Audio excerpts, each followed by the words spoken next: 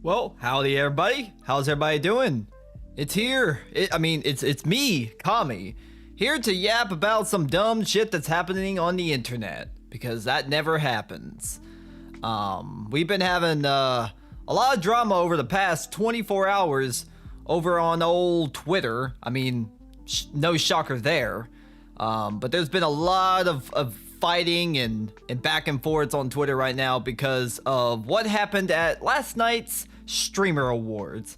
Although, I just need to say, nobody should ever take these fucking award ceremonies serious. We don't take the Grammys seriously. We don't take any of these like big Hollywood award ceremonies seriously, because it's all about who you know. There's a bunch of corruption and backdoor deals and all that other shit that happens. And I would say that the Streamer Awards is probably no different. Let's just be completely honest. So you already shouldn't take these award ceremonies all that seriously. But regardless, there's been quite a lot of drama over the past 24 hours. And why? Well, because somebody took one of the awards and people are very, very unhappy about it. They're not thrilled at all. Oh lordy.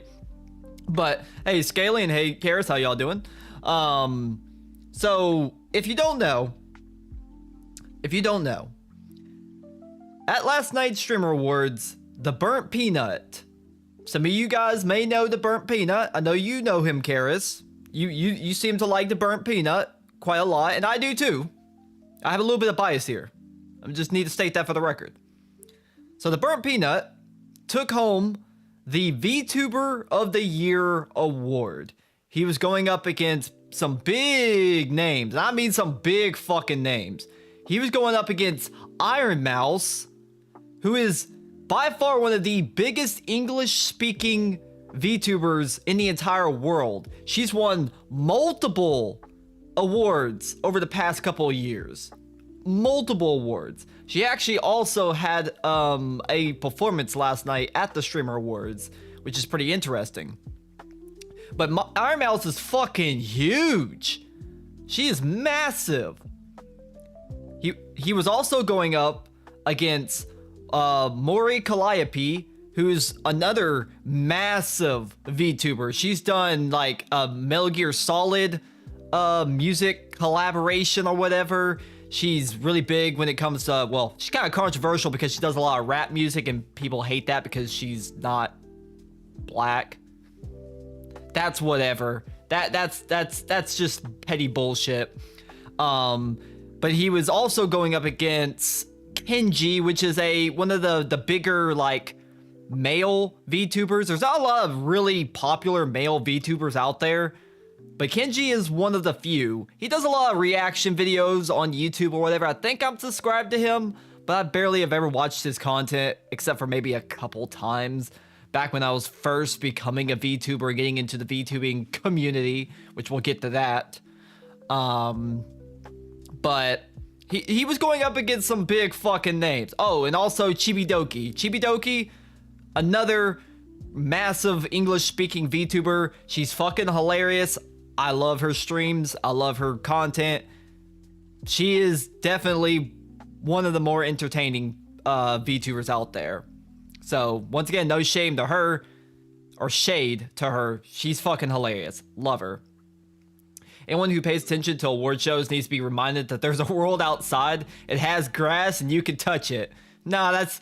You're speaking to the choir here, Scaly. You're talking about VTuber fans. You're talking about VTuber fans. What is grass? They only know grass in VR chat. They go in the VR chat, they go to the fucking grass world, they go and touch grass there. That's about the closest that they get to grass. Okay? But, anyways, he was going up against some big fucking names in VTubing. Massive. This is some competition. Alright? And somehow, some way, even with all the backdoor shit that happens with these award shows, somehow, BurntPeanut took home the VTuber of the Year award. And you know what? Hats off to him. He fucking deserves it. He absolutely... I don't care what nobody says on fucking Twitter or any other part of the goddamn internet. This man fucking deserves that shit. Let me tell you why before we get into all the other bullshit that's happening right now. I found him just a couple months ago. This man, from the time that he goes live to the time he ends stream, and he's streaming for quite a while. We're talking probably like 8+ hours each stream. Like, I think 6 out of 7 days a week. This man is on the fucking grind. He's putting out shorts. He's putting out edited content on YouTube. This man is on the fucking grind. He keeps his nose down and fucking works his ass off. Nobody can say that he doesn't put in the fucking time and effort, right? You watch his streams, you got all these cool ass like transitions, all these like little screens that he puts his character on. Like, this man puts in a lot of fucking work. And he is one of the most entertaining people I've found in the streaming world. Like I said, from the time he goes live to the time he ends, it is just non-stop crackhead energy. He is making quips. He's doing goofy little voices. He's making little jokes. He's turning some of the most mundane situations in games like Tarkov, especially Tarkov. That game is so mundane and slow. And somehow he can make Tarkov an actual entertaining game to watch. Anybody else that try to watch play Tarkov, I'm fucking sleeping. It's fucking boring. That game is boring. It is slow and monotonous. And somehow BurntPeanut can make that game tolerable to watch. A lot of times, I would be watching, and I'm not even there for the stupid game. I'm there for Peanut. That's when you know that you have an actual good streamer on your hands. When you're watching a game that you don't even give two shits about, but you're still there to watch, just for the creator themselves, that's when you know you struck gold. Not a lot of creators can do that. Right? I wish I could do that. I fucking suck. I could only aspire to be able to even capture or harness a little tiddlywink of the energy that BurntPeanut's able to put on every fucking stream. So, to anybody that says he doesn't deserve the success that he has today, you're fucking delusional. Go outside and touch some grass. You don't have to like the guy. Different strokes for different folks, man. If you're not into like his crazy crackhead energy and his dumb little jokes and goofy voices, okay, that's fine. Nobody's telling you you have to like Peanut, okay? I'm not gonna fucking force feed. I'm not gonna waterboard you some Peanut content.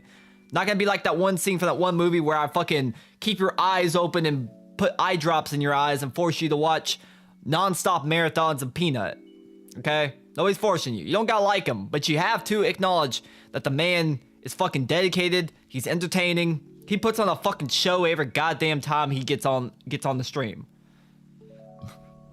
What were you last night, Scalies? Ginger was cheating at What do you mean cheated using busted ass characters? We're both using shitty custom characters.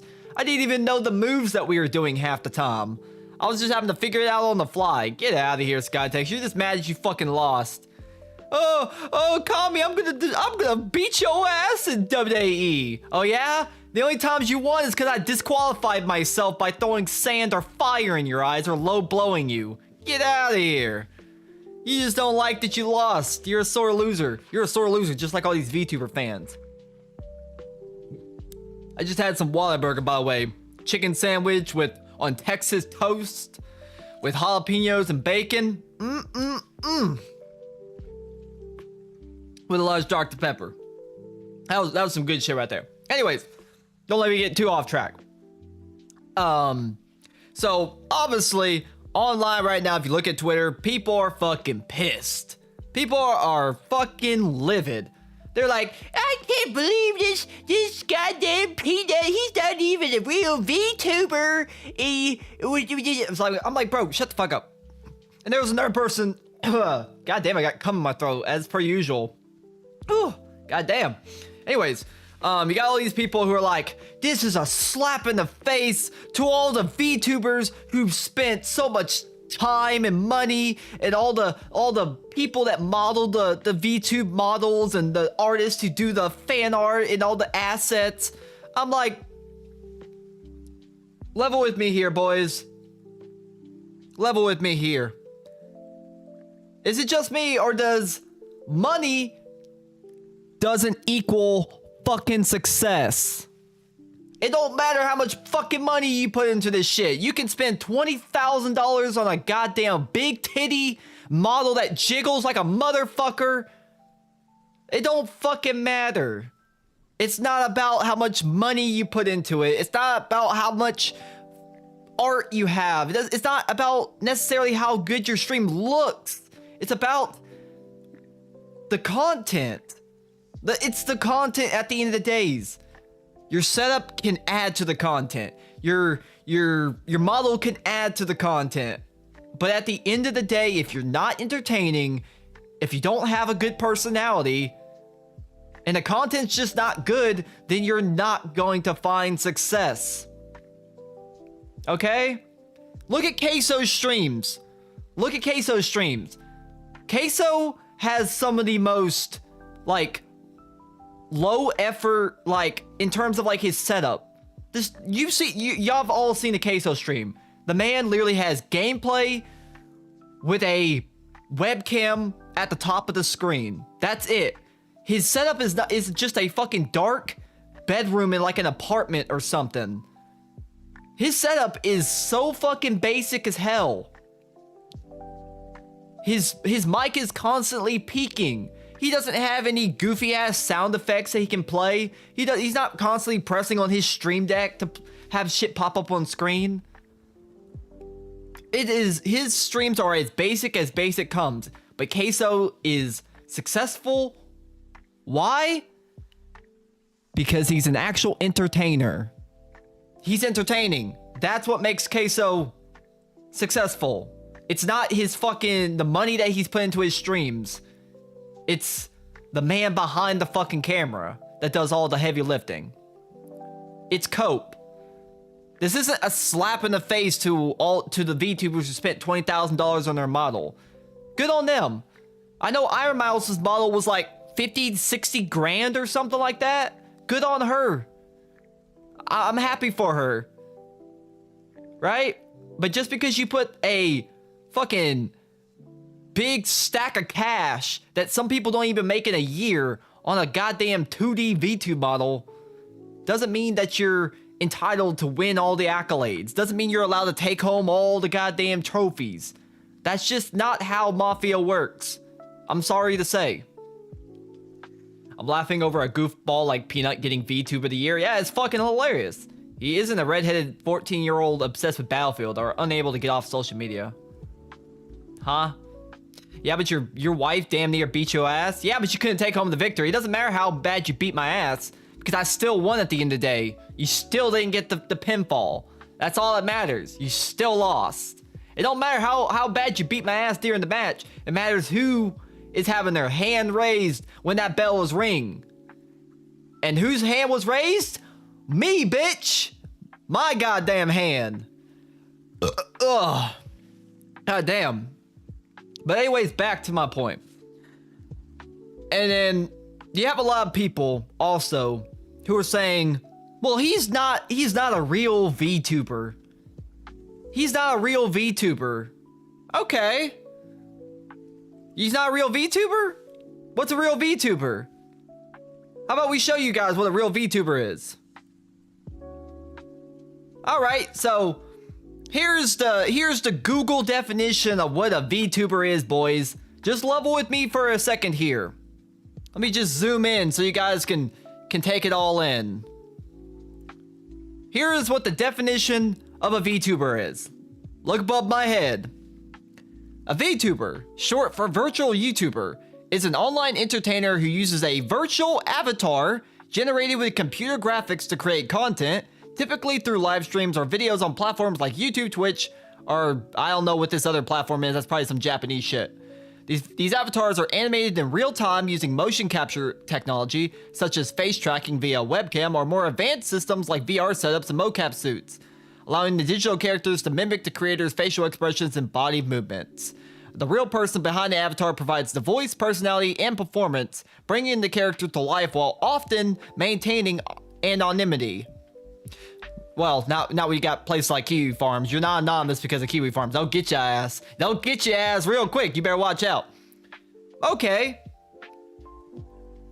So, by that definition, I'm no expert, but I think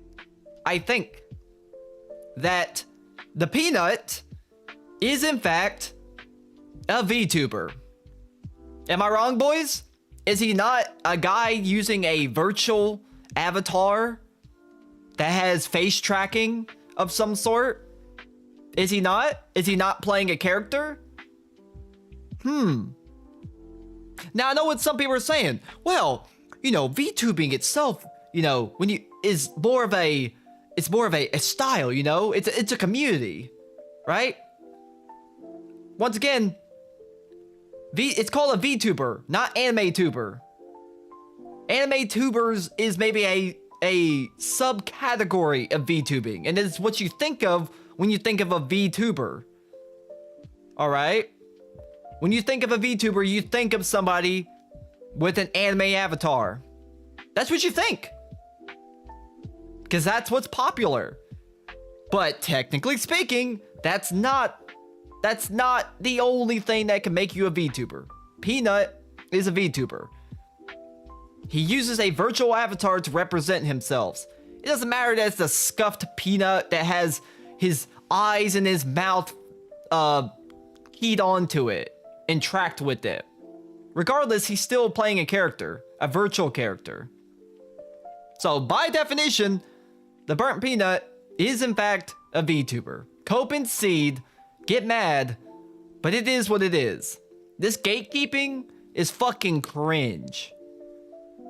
There is no VTubing community. I've said this before. There is no VTubing community. The VTubers like to say that the reason why he doesn't deserve this award is because he's not part of the community. He doesn't participate with the community. He shuns the community. There's a reason why. I lived it. I lived it. I started this channel over 2 years ago as a VTuber. I tried. In that time, in that short 2 years of being a VTuber, I saw everything that people have to say badly about VTubing. The infighting, the gatekeeping, the fucking virtue signaling, the shunning if you stray outside of what people say a VTuber should be and how they should act. The grifting, the gooner grifting, just all the drama, the exposés, just so much bullshit. Every single goddamn time I would look online, it's just, this VTuber's in drama. This VTuber's fighting with this VTuber. This VTuber's saying this and doing this dumb shit. There is no community. They try to say that they're a community because they're like, oh, we're all here to help each other out. No, you're not. No, you're not. Y'all help each other out if you are aligned 100% with each other. Stab each other in the back in even the smallest circles of VTubing. You guys know what I'm referring to, right? After what happened with the VTards, I saw some of the most just dropping frames. Are we back? When did I drop frames? God damn it.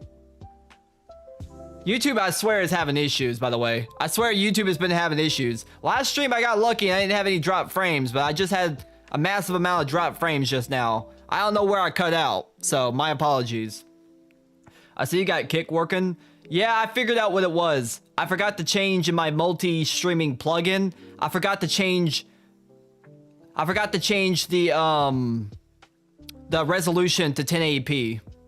I had the it was still trying to stream 1440p to Kick, which you can't do. I just had to change it to where it was 1080p to Kick, and it worked. So, who is saying this? Why are you getting so worked up about this? Wait, why are you so worked up about what they think?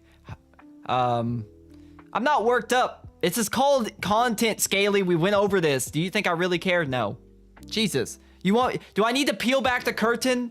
There is nothing behind this curtain. Do I need to pull a Wizard of Oz on you? Do you understand the concept of content? Jesus Christ. Come on, Scaly. You've been around here for 2 years. You know, I don't really care that much. But I want to talk about it because it's fun. Come on. Let us have a little bit of fun. 10 minutes ago, you're a fucking liar. It was probably for less than a minute. Anyways, where was I? You must care. You're absolutely worked up. I'm not worked up. I'm trying to be animated because who wants to sit here and listen to me just monotone talk about this? It's called Scaly. I'm not gonna explain this to you, okay? I'm trying to put some energy into this so that it's somewhat entertaining. Once again, that's how BurntPeanut's so entertaining. The fact that he gets worked up while he's playing Arc Raiders or Tarkov. He's actually had to point out to people because people are like, Peanut, why are you so mad about a game? And he's literally had to be like, it's entertainment. That's why. He's not actually angry about the game 90% of the time. He's just getting worked up because it makes the stream more entertaining. You get what I'm saying? Come on, you're making me have to pull a fucking Wizard of Oz and pull back the curtain. Come on. Just get into it. It's content. Get immersed. Your new model looks scary. How is this for a model? Spin on this. Get on this, Adam. Lordy. What was I saying? Oh yeah, but there is no VTube community. There is none. So that needs to be dashed real quick, okay? And also, here's a little thing. If you watch one of his interviews, I forget who it's with, but he did an interview a month or two ago. I forget the creator. Wait, you know what? Just for the sake of it, let me look it up. Why am I speaking out my ass when I can just literally... I got the power of the internet. Sorry, Boogie. Don't ban me for using that term. Let's see. BurntPeanut interview. Around the Bar. So Around the Bar did a interview with Peanut where he said that he tried to be an actual typical VTuber at some point in his online career. He tried to do the VTubing thing. He said that he had a model and everything. In fact, look, actually, wait. This short might actually explain it. Let's watch it. Peanut is fake shit made by the publicly what? Peanut? I've been seeing that on Twitter. People are like, he's an industry plant. I'm like,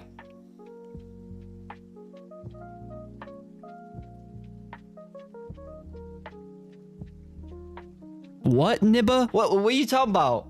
Industry plant? He's a fucking he's a goofy peanut. Industry plant? What does that even mean? All right, so here's his origin story. This clip might actually show him talking about what I was just about to explain. At the beginning, I was not the peanut. I was actually a VTuber. I made myself look like a human. Oh, really? Yeah. Oh, I didn't know that. So I could relate to the populace. So I actually looked like a human. I'm back. Sorry, I was gone. Now I'm back. Okay. So yeah, I had a VTuber model that made me look like a human. It was actually really good. I mean, you couldn't even tell. Right. Yeah.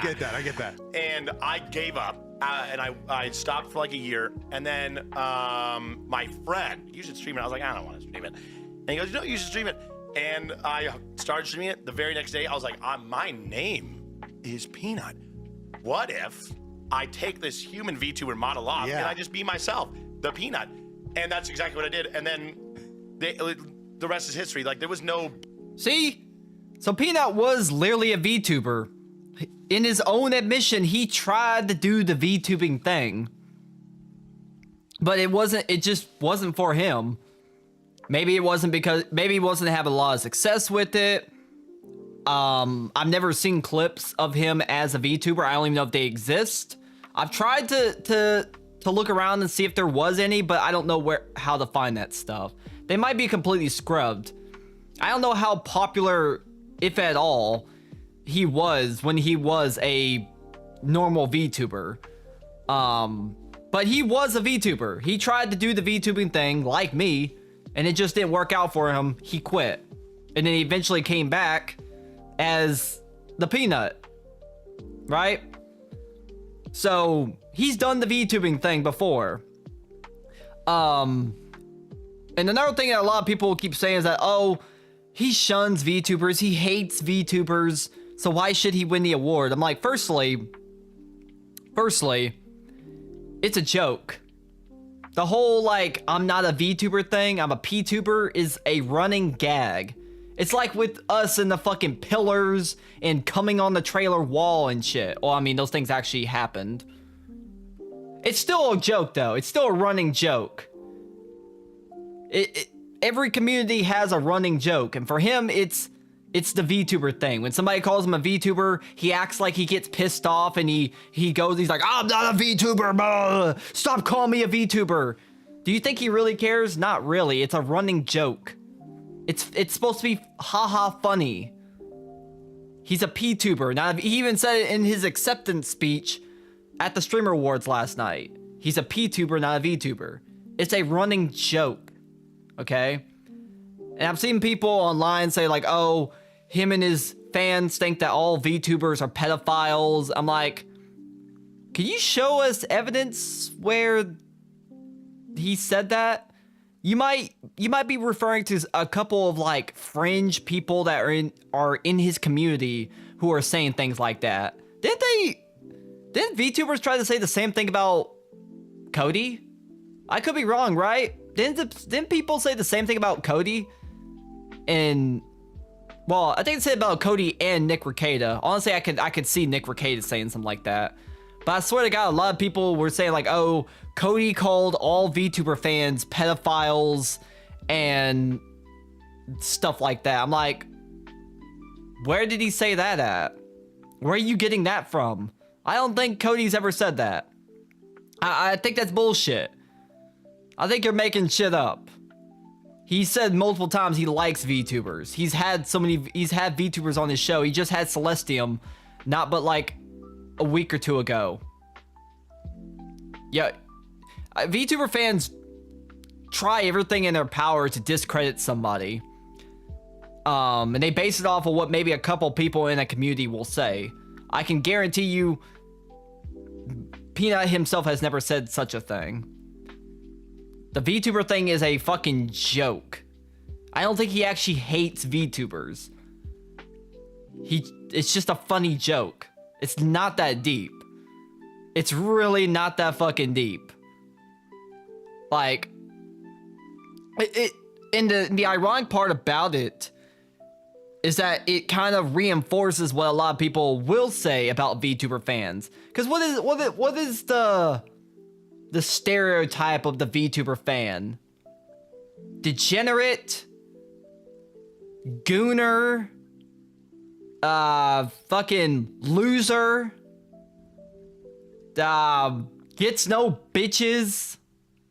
That one's definitely true. All of the above. These are the things that people say about VTuber fans, and for good reason. And y'all keep reinforcing that behavior. Like, I'm sorry that Peanut is not your typical VTuber.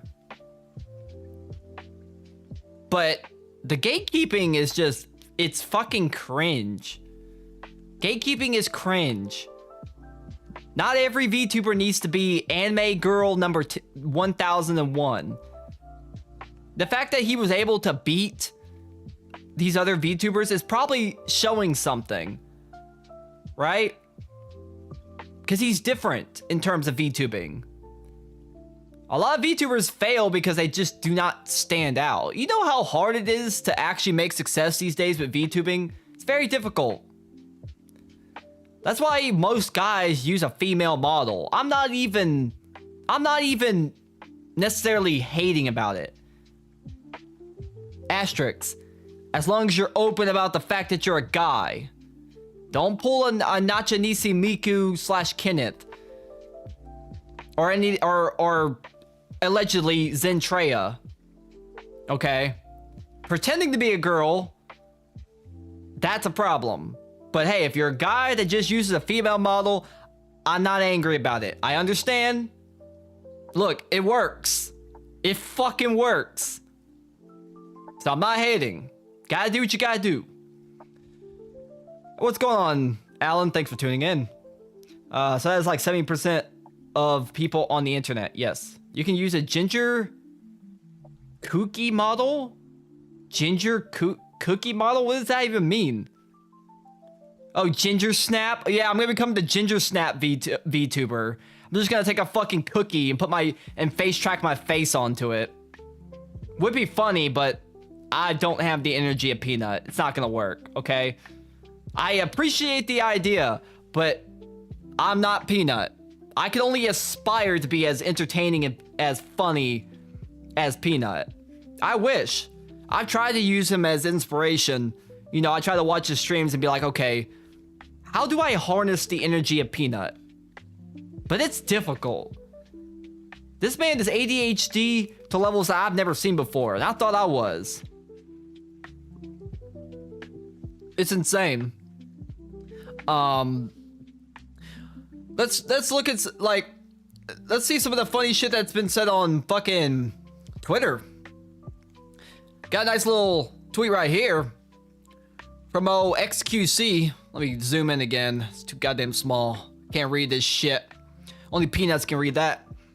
You tried to use his mannerisms and it's obvious? Well, yeah, as a joke. I mean, yeah, I make references to him where I'm like, let's ride. Although I usually do like, let's grind or something like that when I was playing Skate. I make little references, you know? It's funny. But I can't really mimic Peanut. Not that I would want to. Stealing somebody else's stick is really cringe, and you shouldn't do that. Go to 4chan? No. No, I'm not going on 4chan, Adam. That's not happening. You can't pay me enough to go on there.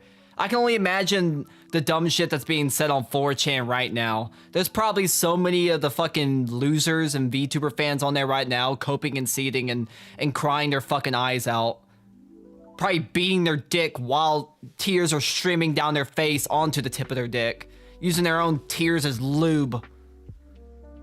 Like, when I went back and read, like, archives of 4chan, when Cody made that joke about Pippa, The amount of bullshit I saw, it just from a small cursory glance, was enough to be like, okay, yeah, I'm not going on here. I'm not going on here.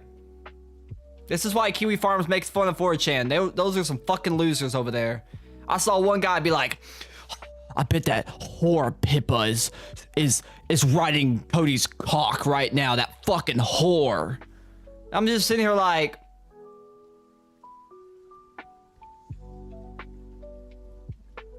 buddy, are you okay? Buddy, are you good? Are you good? I just need to make sure you're okay. Are you good? You're sitting here making conspiracy theories about a VTuber fucking somebody.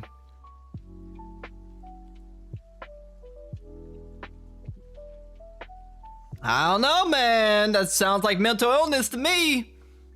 Mental illness. It's not mental health awareness month, but I feel like we need to have VTuber derangement syndrome month. That's actually the entire thread on Kiwi Farms. I don't think I've been on there though, but I can only imagine what's in there. It's probably fucking hilarious. Maybe one of these days we'll take a look at it. There's probably some good shit there. We can't do that on stream though. I'll get fucking banned because somebody will say there'll be like probably multiple N-words within the first 2 seconds looking there. Fucking wild place. Anyways, one of the people that now I watched the clip and I think he was being ironic, which doesn't come across when you just look at the text version of it. But here's XQC kind of, I think, trying to make a joke about the situation. I don't think he's being serious, at least the way he says it. I don't know. I guess you could be the judge on whether he's being serious or if he's joking. I'll let you guys be the judge. Here's XQC. I'm sorry that he can't speak proper English. He's worse than me, and that says a lot. Look, gentlemen, good night and Godspeed. Hey, man. Yo, the VTuber's in shambles. Award They for fucking, best reality streamer. Imagine being a VTuber taking out a fucking loan against the bank from a big fucking corporate to get a model that's costing fucking $60,000 to lose this fucking scuffiest piece of shit avatar from fucking Windows 95. That's crazy. By the way, what's this gay shit that this guy's wearing? What the hell is this outfit? Bro, go in the back, bro. Go back to the changing room. What kind of gay ass shit is this? Get the hell out of here. Golly. Like, bro thought he was really cooking with this. Is this like a sheer outfit? Or does it look like a sheer outfit? I can't tell if that's his skin or if that's a white t-shirt. Regardless, it's an abomination. Get that shit off screen. Anyways, I guess you could be the judge. I think XQC was joking. I'm pretty sure he was making a joke at VTubers, not Peanut, but I don't know. I guess it could go either way. He does have a good point though. I mean, let's not cut hairs here. BurntPeanut's model is scuffed, but that's kind of the reason why it's so funny. The fact that it's so like kind of low quality and whatnot, I don't know. It makes it funnier. Sometimes the shittier the quality, the funnier it is. That's why deep fried memes are so funny. That's why when somebody takes audio and just adds like a bunch of distortion, it instantly makes it funny. Okay, this is science. This is game theory right now. Meme theory, if you will. Welcome to Behind the Meme. But I'm pretty sure he was joking on that one. But it wouldn't be internet drama if our favorite main character popped up to have a little bit of his own take. Are you ready for this? Oh no, it's Hassan Piker. He found a way to get in on this. I don't know how he always finds a way to get in on this shit, but he does. Hassan finds out from chat that BurntPeanut might not like him. And he says, I don't know who this BurntPeanut guy is, but I've been seeing him on my TikTok feed non-stop. Oh, he doesn't like me. I don't give a shit. Oh my god, another streamer. Highly doubt that he is a fascist chatter. I don't know if he's being ironic there at the end. It's Hassan, so he's probably actually just trying to say he's fascist. I don't fucking know. But Peanut does make a lot of jokes about Hassan shocking his dog. I mean, he can't be angry. Hassan got roasted at the Streamer Awards. There was a clip of the host literally making a joke about Hassan shocking his dog in front of God and everybody. Let me see if I can find it.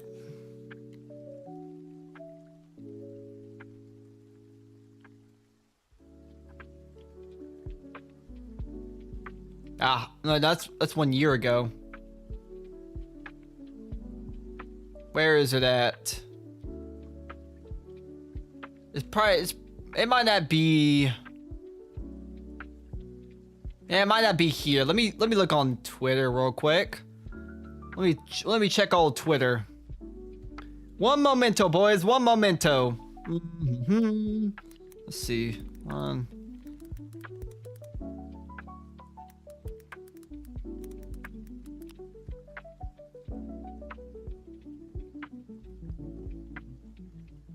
God damn it, where is it at?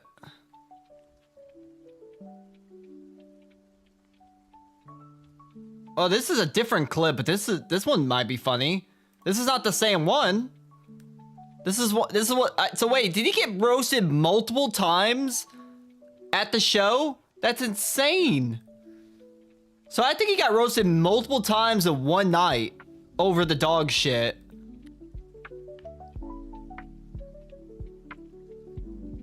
So here's a different clip. Hopefully I can find the other one. Thank you, I love you. Hassan is here. Is that a vibration remote in your pocket, or are you just excited to be here? I'll put it on you later.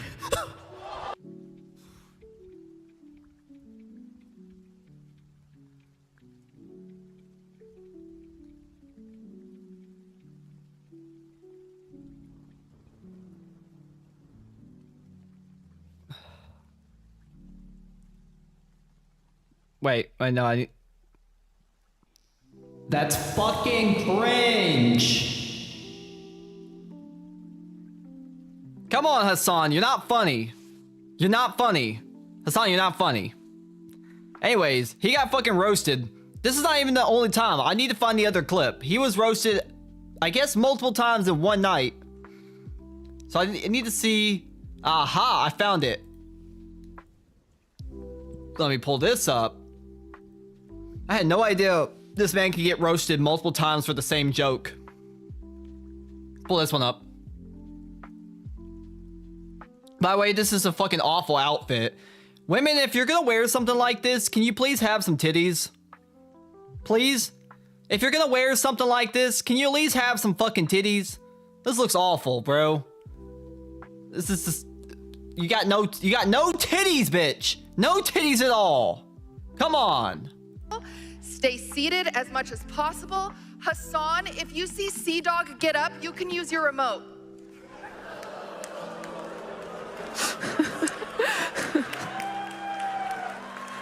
Got him. Got him. This man got roasted multiple times in the same night over the dog shocking thing.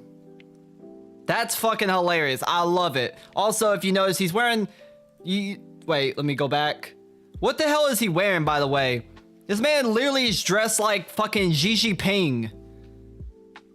You cannot be posturing yourself as a fucking weird communist or wannabe communist any more than this right here. He's literally dressed up like he's Xi Jinping himself. Winnie the Pooh himself.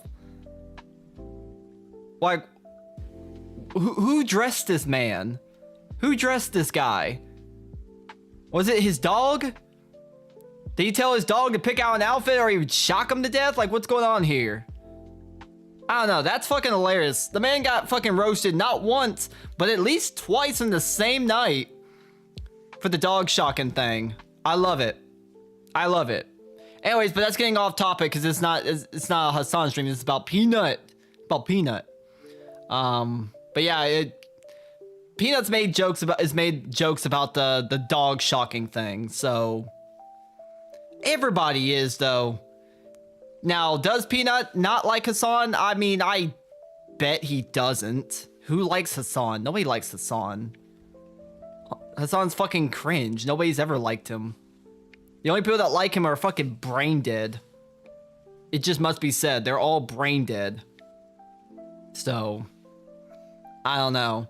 It's just funny to see that the VTubing community is trying everything in their power to try and downplay Peanut's victory. Now, did he do it to spite the VTubers? Probably. So what? So what? I mean, does Iron Mouse really need another victory?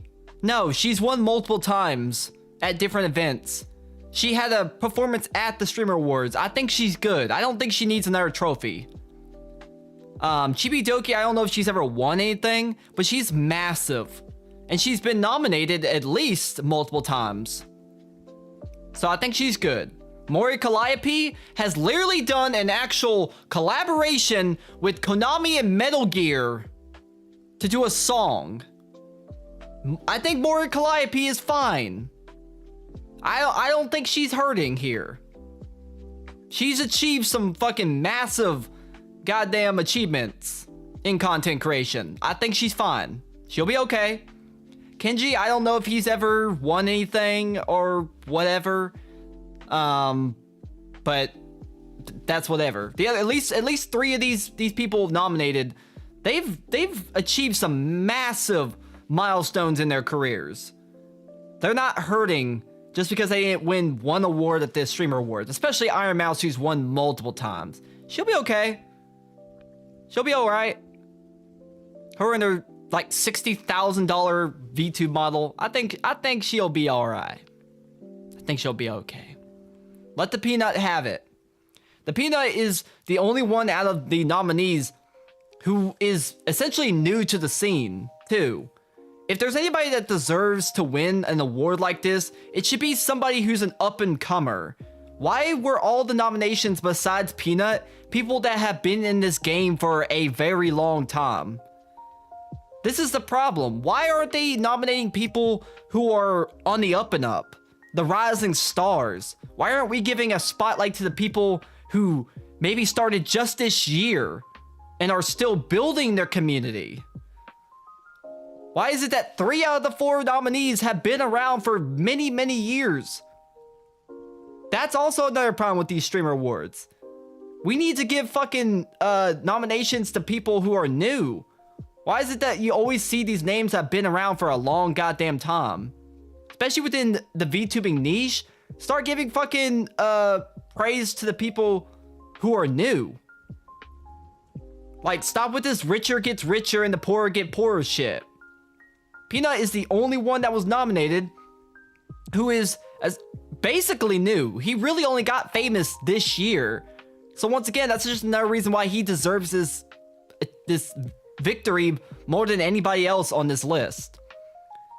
Because in the course of this year, he went from an absolute nobody to a near household name, at least within a certain niche.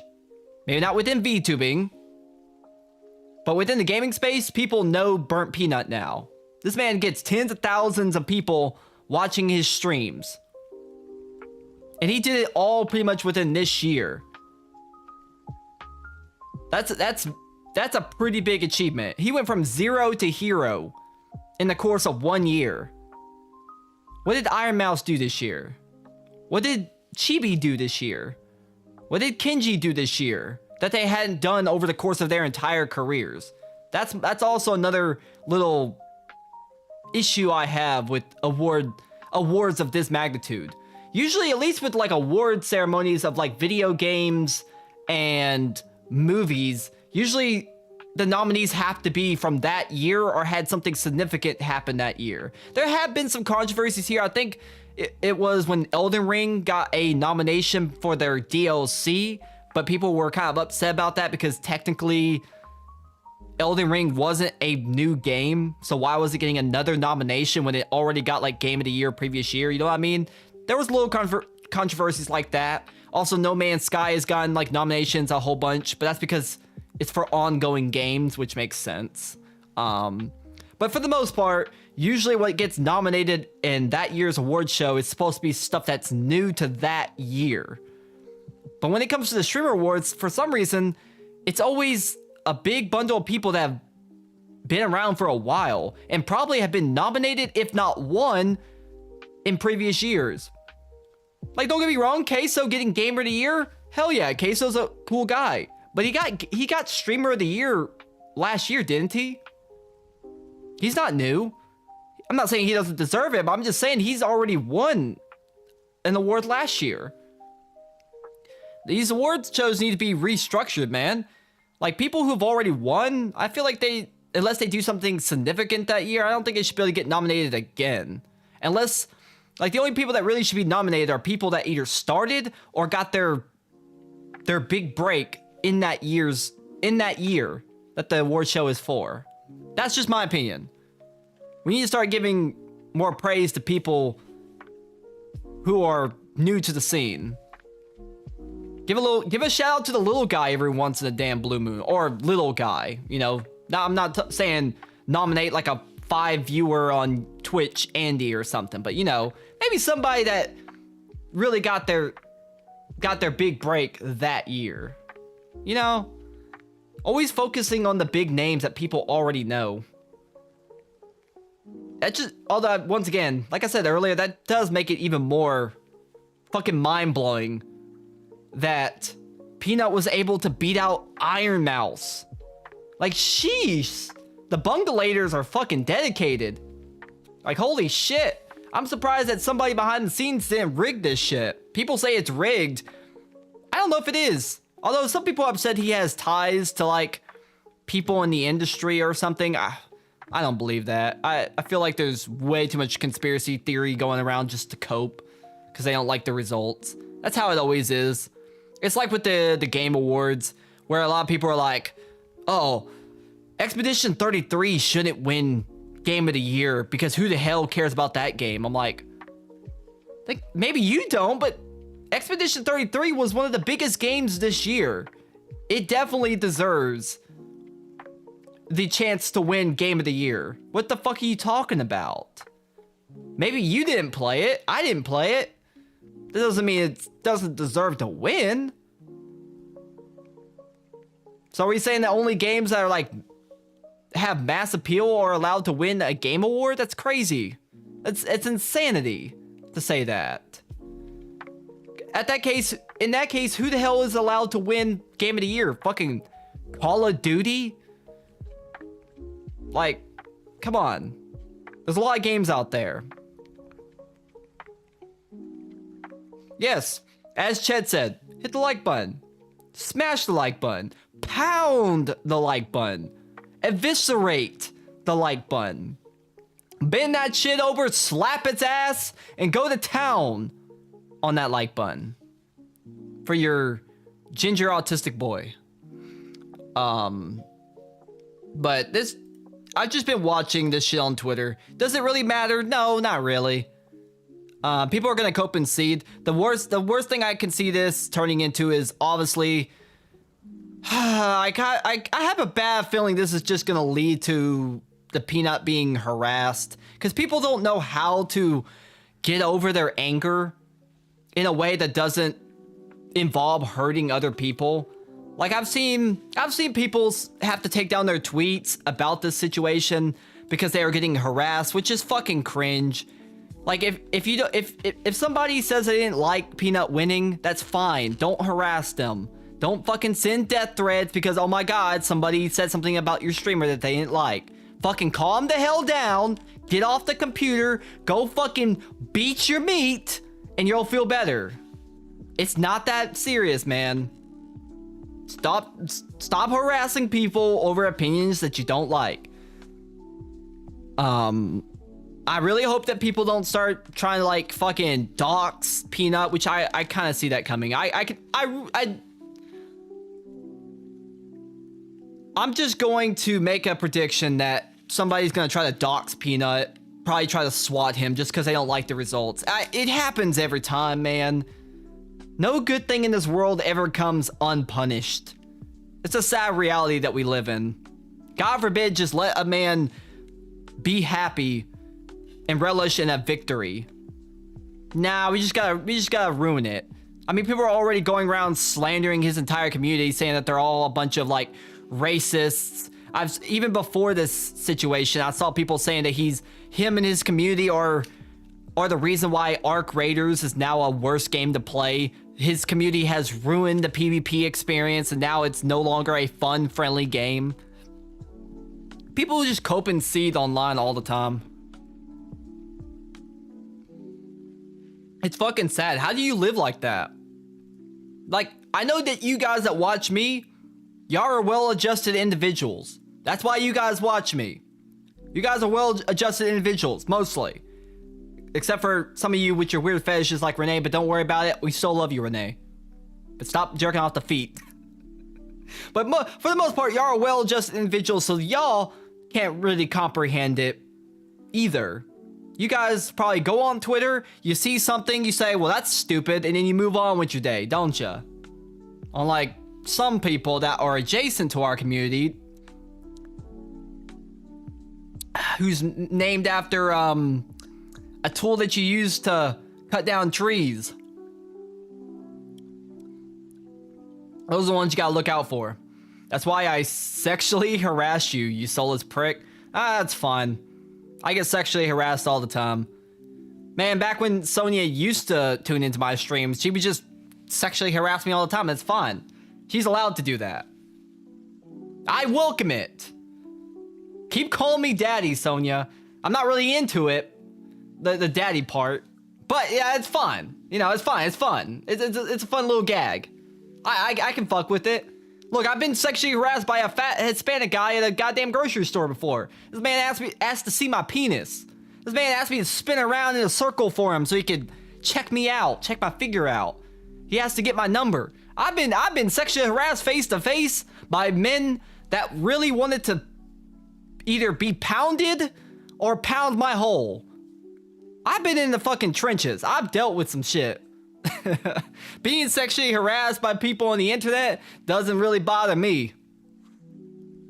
I've heard it all. Trust me. I've been in the fucking trenches. I've been in the degenerate ass discords. The degenerate ass what's it called? VR chat lobbies. Trust me. I'll be okay.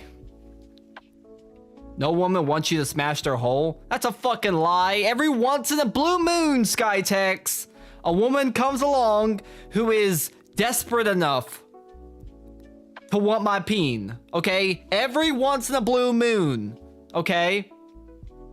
It doesn't happen very often, but every once in a while, a woman wants to take a ride on the ginger train. Come on.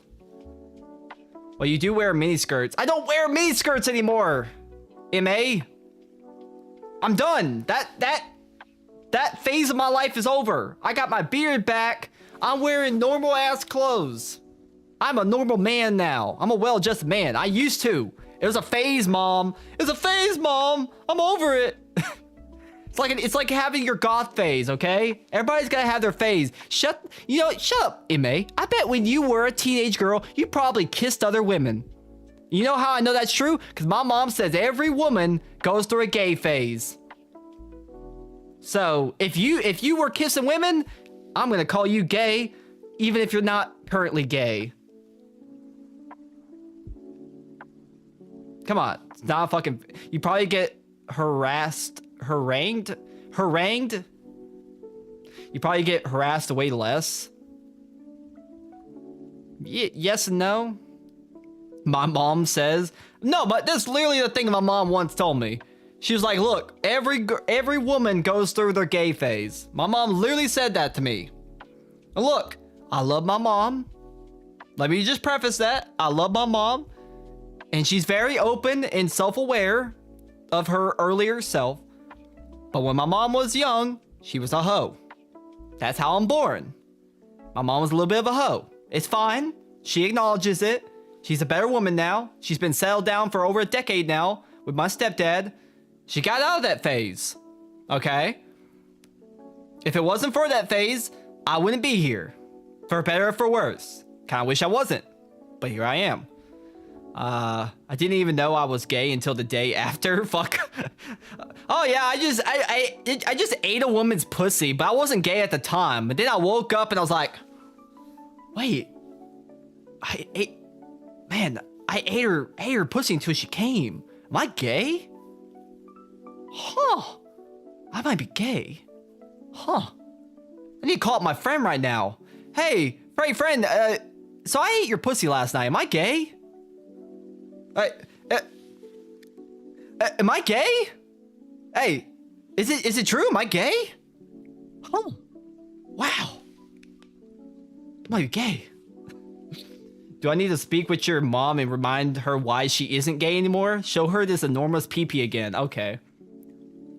See, this is what happens when you stroke people's egos. Then you end up with a Skytex. Oh, I got an enormous penis. Yeah, you have to have an enormous penis because it's got to get past your fupa.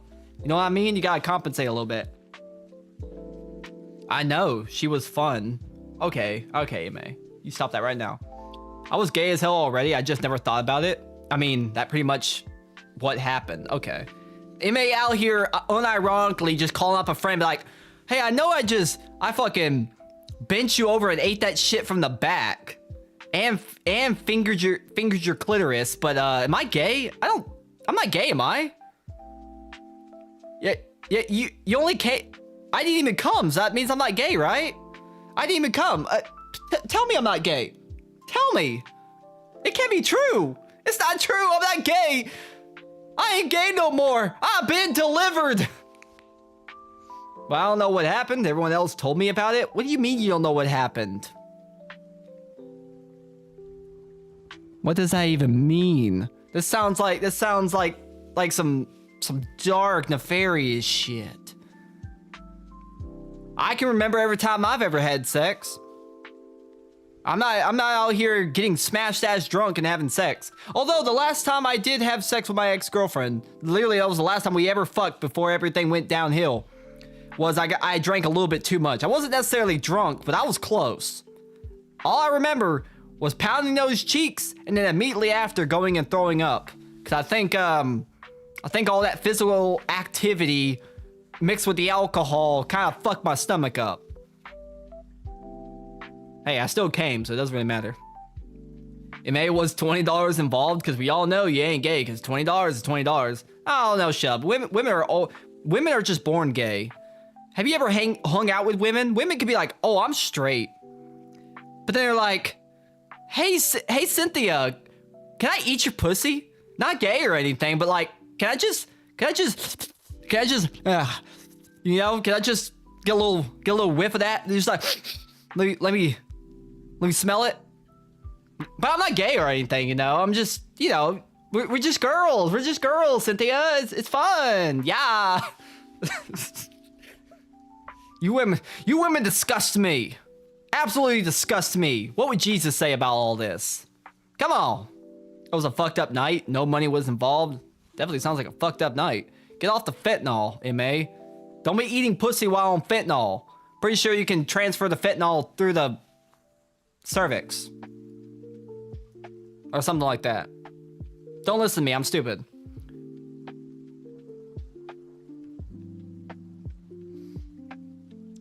Hey, wait, I see Scaly's in the Discord. Should I pop in and see what Scaly... let's go fuck with Scaly. This is a yapping night. We're not doing anything tonight. I just wanted to get on here and talk some shit. And do a little bit of yapping. I know I haven't been doing that a lot. Cause, you know, we got Tism Thursday. But Tism Thursday is a show for me and Karis to shoot the shit and to talk about stuff. The gaming streams, I'm more focused on the game than I am talking. So I just wanted to get on and... I was gonna make a video. I might still clip some of this and turn it into a video. I haven't decided yet. I could cash in on the views. That would be fun. I'm out here trying to get some views, man. Let's see. It was vodka, and then her mom walked in the room while I was trying to take her shirt off. Now, I thought I was drinking water, but a dumb fuck put rubbing alcohol in a water bottle. I thought I was gonna die. What in the hell? What in the hell, MA? What kind of party was you at? Who puts rubbing alcohol in a water bottle? Also, how'd you not smell it? I know you might have been a little bit drunk by then, but I'm sorry. I know the smell of rubbing alcohol like the back of my fucking hand. It don't smell like vodka. Rubbing alcohol has a very particular smell to it. Very particular smell. You know what's funny is that rubbing alcohol, people used to actually drink rubbing alcohol, so they started having to put something in rubbing alcohol to make it essentially toxic. Don't quote me on that, but I swear I remember somebody talking about that. Back in the days, they used to just put pure alcohol as rubbing alcohol. But then they figured out that people were doing a little bit of a life hack, and they're like, oh, I can just buy rubbing alcohol and get fucked up. And they're like, okay, well, we can't be letting that happen. So they started putting something in it to make it deadly if consumed. And yeah, now you can't drink it. I know what it smells like, but I was on autopilot like, ooh, no, I was just being a fig. Let me drink this water. Well, now you know. Don't ever drink rubbing alcohol. God damn. Sheesh. I mean, it probably gets you fucked up, but in more ways than one. Man, last night, I thought I was going to die. If you guys are not ready for TMI, then fucking turn your ears off. I'll try to keep some of the details not out of my mouth, I guess you could say. But last night, I thought I was gonna die. Shortly after the stream, about an hour or two after last night's stream, I started to feel the rumblings in the stomach, you know, the pain, the burning sensation. You know, I knew what was coming. I'm used to this. This happens to me literally 2-3 times a week, because everything I eat seems to fuck my stomach up. It doesn't matter if it's dairy, spicy, and it's usually spicy because my stomach doesn't like spicy food, but I keep eating it because I like spicy food. But I started to feel that familiar stomach pain. You know what I mean? When you know shit's about to go down, literally. So, you know, I start going through the motions. I start trying to chug the KO Pectade. Didn't fucking work. But I started trying to chug the KO Pectade. I'm like, okay, I know what's coming. Let's see if I can stop it. It didn't stop it. So I go through the motions of pain. I swear to you, when I was sitting on the toilet, it felt like somebody took a goddamn knife, went inside my guts, and just sliced downwards all the way to my ass. It felt like somebody fucking cut my goddamn guts, intestines, and everything all in one fell swoop. It was bad. I was like, what the hell is going on in my stomach? It feels like somebody's fucking gutting me from the inside out. It was bad. I was like, holy shit, bro. I was like, I couldn't even push, because if I pushed, it would make my guts hurt. That was awful. And when the Browns finally came, let's just say if I had that poop camera that we're talking about on Tism Thursday, I would have got like a red alert on my phone that said blood. There was a lot of blood. I'm just saying, that was the first time in weeks I think I've seen that happen. It looked like a damn crime scene. It looked like a goddamn crime scene in that toilet bowl. That was bad. Holy shit. God damn, it was bad. Whoo. And then it just kept happening. I probably shit so much that it looked like that scene from Jurassic Park when they come upon the giant dinosaur shit. That's what happened. That was what came out of me. God damn, it was bad. But the feeling afterwards, I felt like I had been reborn or something. I was laying in bed, I was just like, it's like, oh God, I made it through hell. I made it through hell and I'm still here. God damn. That was the worst pain I think I've ever felt in a long time. And what did I eat that probably led to that? Ramen noodles with cayenne pepper in it. I added cayenne pepper to my ramen noodles. And then I had pizza rolls a couple hours later. I don't think that helped. The pizza rolls did not help. I'm lactose intolerant. Go to the doctor? No. I'm not going to the doctor. Oh, look, it's a VTuber. Gross. Everybody look, it's a VTuber. A VTuber showed up. Look. It's a VTuber. It's not a good time to be a VTuber right now, Bunny. I'll tell you that. Well, never mind. You're just retarded. True. True. You got me there. Definitely retarded. Yeah, former VTuber, okay? That's my past life. Okay, you can't hold that over my head. That's like former drug addicts. They're not currently drug addicts. They're former drug addicts, okay? Former. Ex. In the past. I will no matter what. Whatever, buddy. I'm showing my face because I'm a man. Past life, that was 2 weeks ago. Don't worry about it. Don't worry about it. You shut your whore mouth right now, Ime. Shut it. Shut. Shut it. You and your... I'll spike you with some rubbing alcohol again. In Minecraft. In No Man's Sky. In Arc Raiders. Cringe? No, you. You're cringe. What you got to say, Bunny? Huh? What you got to say? He's a man who wears enough eyeshadow to be Batman. I didn't even wear eyeshadow all that much whenever I was fucking cross-dressing. I never got the makeup thing right. Now, don't get me wrong. I've been technically wearing makeup since I was in college. But not like feminine makeup. I put like essentially foundation on to like cover up some of the imperfections of my skin. Or whatever, because I don't have good skin. At least I don't think I have good skin. My teenage years were not very nice to me, I will say. So I've always worn like a little bit of foundation, if you will, since I was younger. I know I'm gay now. I won't drink it. Okay. You guys are getting roasted by a furry with short shorts. What? I'm not a fucking furry. Bunny's more of a furry than me. His model's a bunny.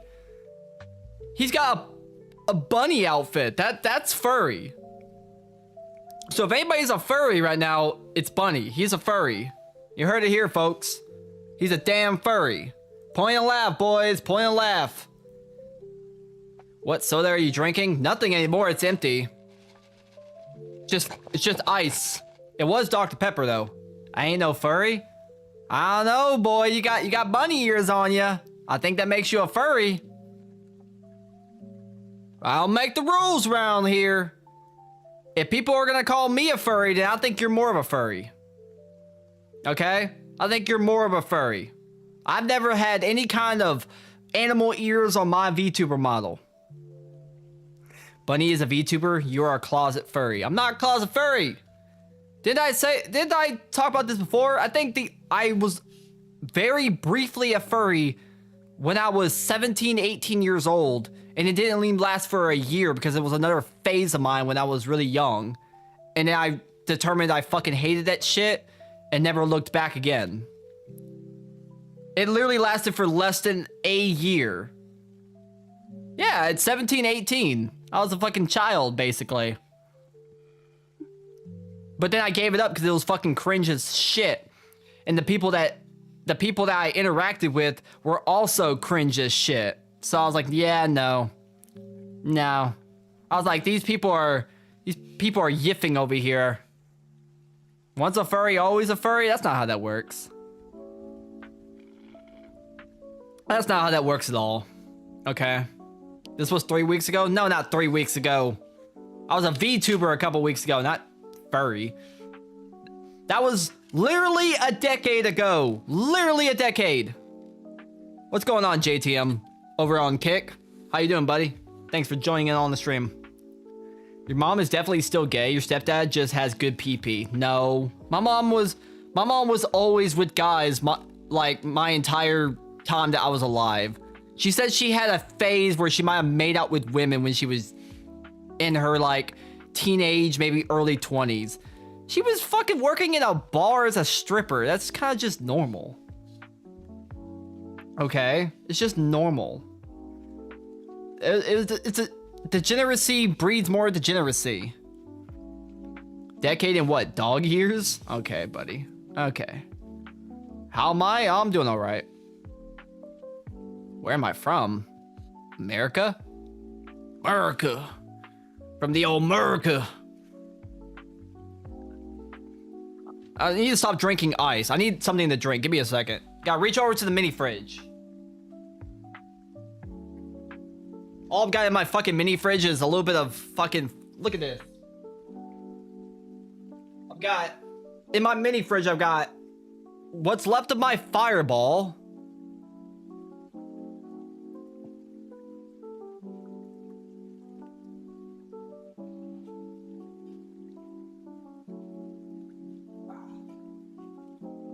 I can't even get my...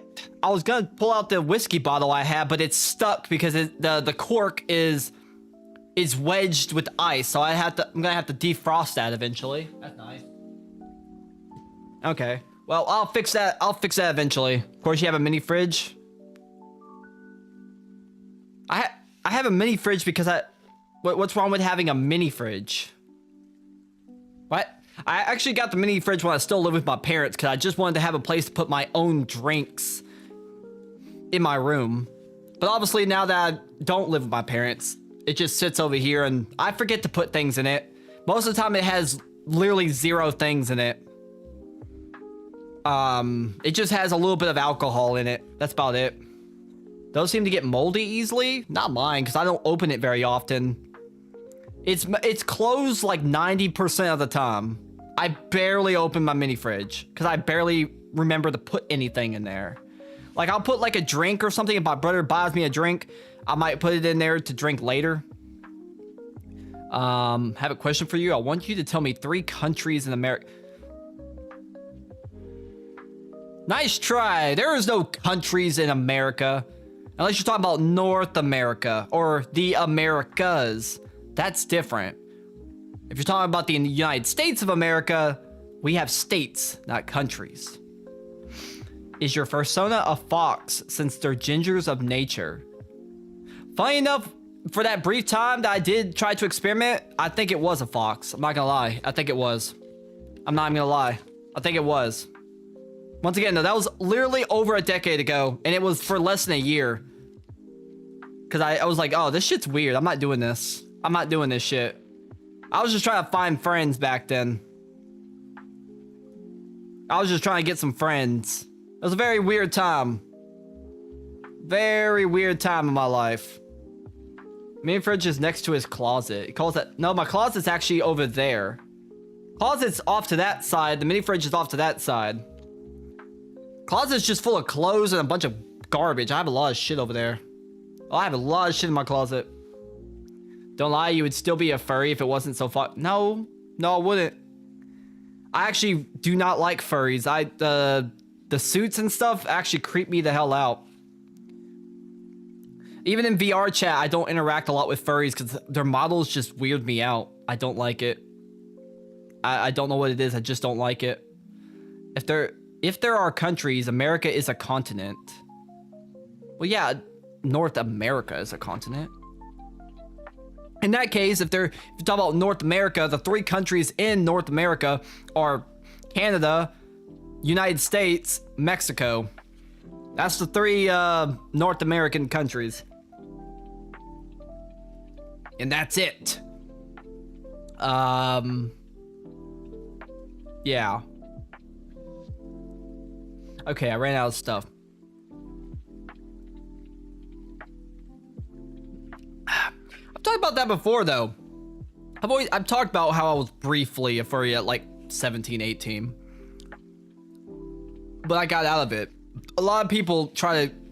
You can't hold it over somebody for trying to get into an interest when they were like basically still a child. I was basically a child.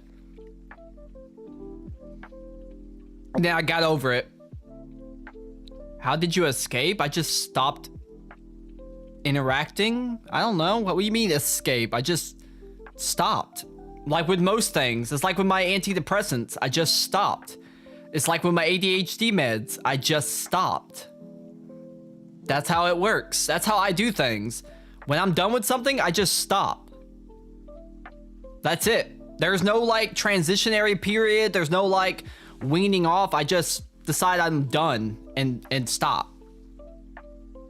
I'm not joking with you. I was on the antidepressants and I just decided one day to stop taking them. And so I did. I stopped taking them. And I never took them again. Even with my ADHD meds, I didn't even get through one full month of taking them. And I just stopped. I was like, I don't want to take them anymore. And then I stopped. That's it. That's how it is. They didn't try to get you for leaving the gang? You do realize this would have been like the early 2010s, right? Things weren't as crazy as they are now. Okay. And I was only interacting.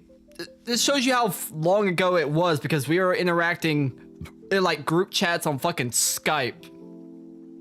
Fucking Skype. Long ass time ago.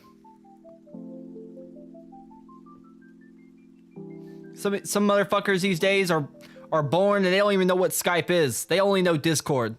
They don't know about the days of using Skype and TeamSpeak. Raid Call, Ventrilo. I think that's the only ones I ever used.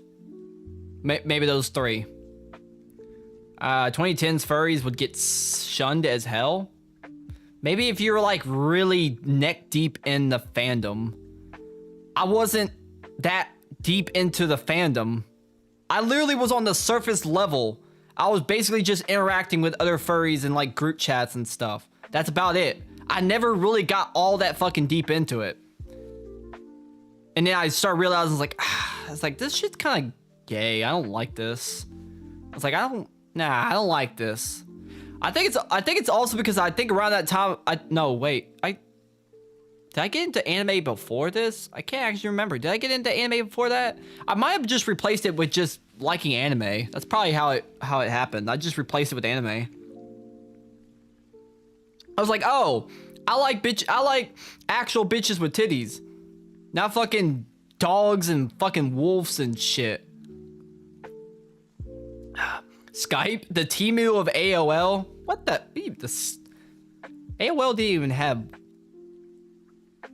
video chat. That was just text chat. AOL was just get groomed through text. Ask Skytex. He literally said he got groomed multiple times on AOL or the other one. I don't remember if it was MSN or AOL. He said he was getting groomed on there. Many predators were catched on To Catch a Predator from AOL. People think that Discord is bad. They have no idea. AOL was just as bad for predators. MSN was freaks. Yeah, I never used MSN Messenger. I didn't have internet access except at school in the early 2000s. So for better or for worse, I didn't get on AOL. Okay? For better or for worse. It's probably for better. I was a fucking child. I shouldn't have been on AOL in the first place. So I think it's kind of a good thing that I never got on AOL. I shouldn't even have been on Skype. Man, the amount of bullshit that I got into on fucking Skype was probably some things that still scar me to this day. ICQ? ICP. AOL Messenger was just all your real life friends trolling you, pretending to be the other people. I have heard about that. I don't know. I think it's a good thing I never was into MSN Messenger and AOL. I was too fucking young. I shouldn't even have access to Skype at all. I think that's where the degeneracy really started for me. Was fucking Skype, bro. God damn. Fucking young me beating my meat on goddamn Skype video calls. No, those are days I do not look back fondly on, man. I'll tell ya. I do not look back on those days in a kind manner. I forgot ICQ. Scaler, you're like the oldest one here. You probably were sending telegrams when you were a child, okay? Calm down. You're out here going beep beep beep beep beep beep beep beep beep beep beep beep beep beep beep beep beep beep. Fucking carrier pigeons. Your woman had to like draw nudes and send it over a carrier pigeon. You think people ever sexted over Telegram? You think anybody ever sent a telegram of like some degenerate ass shit?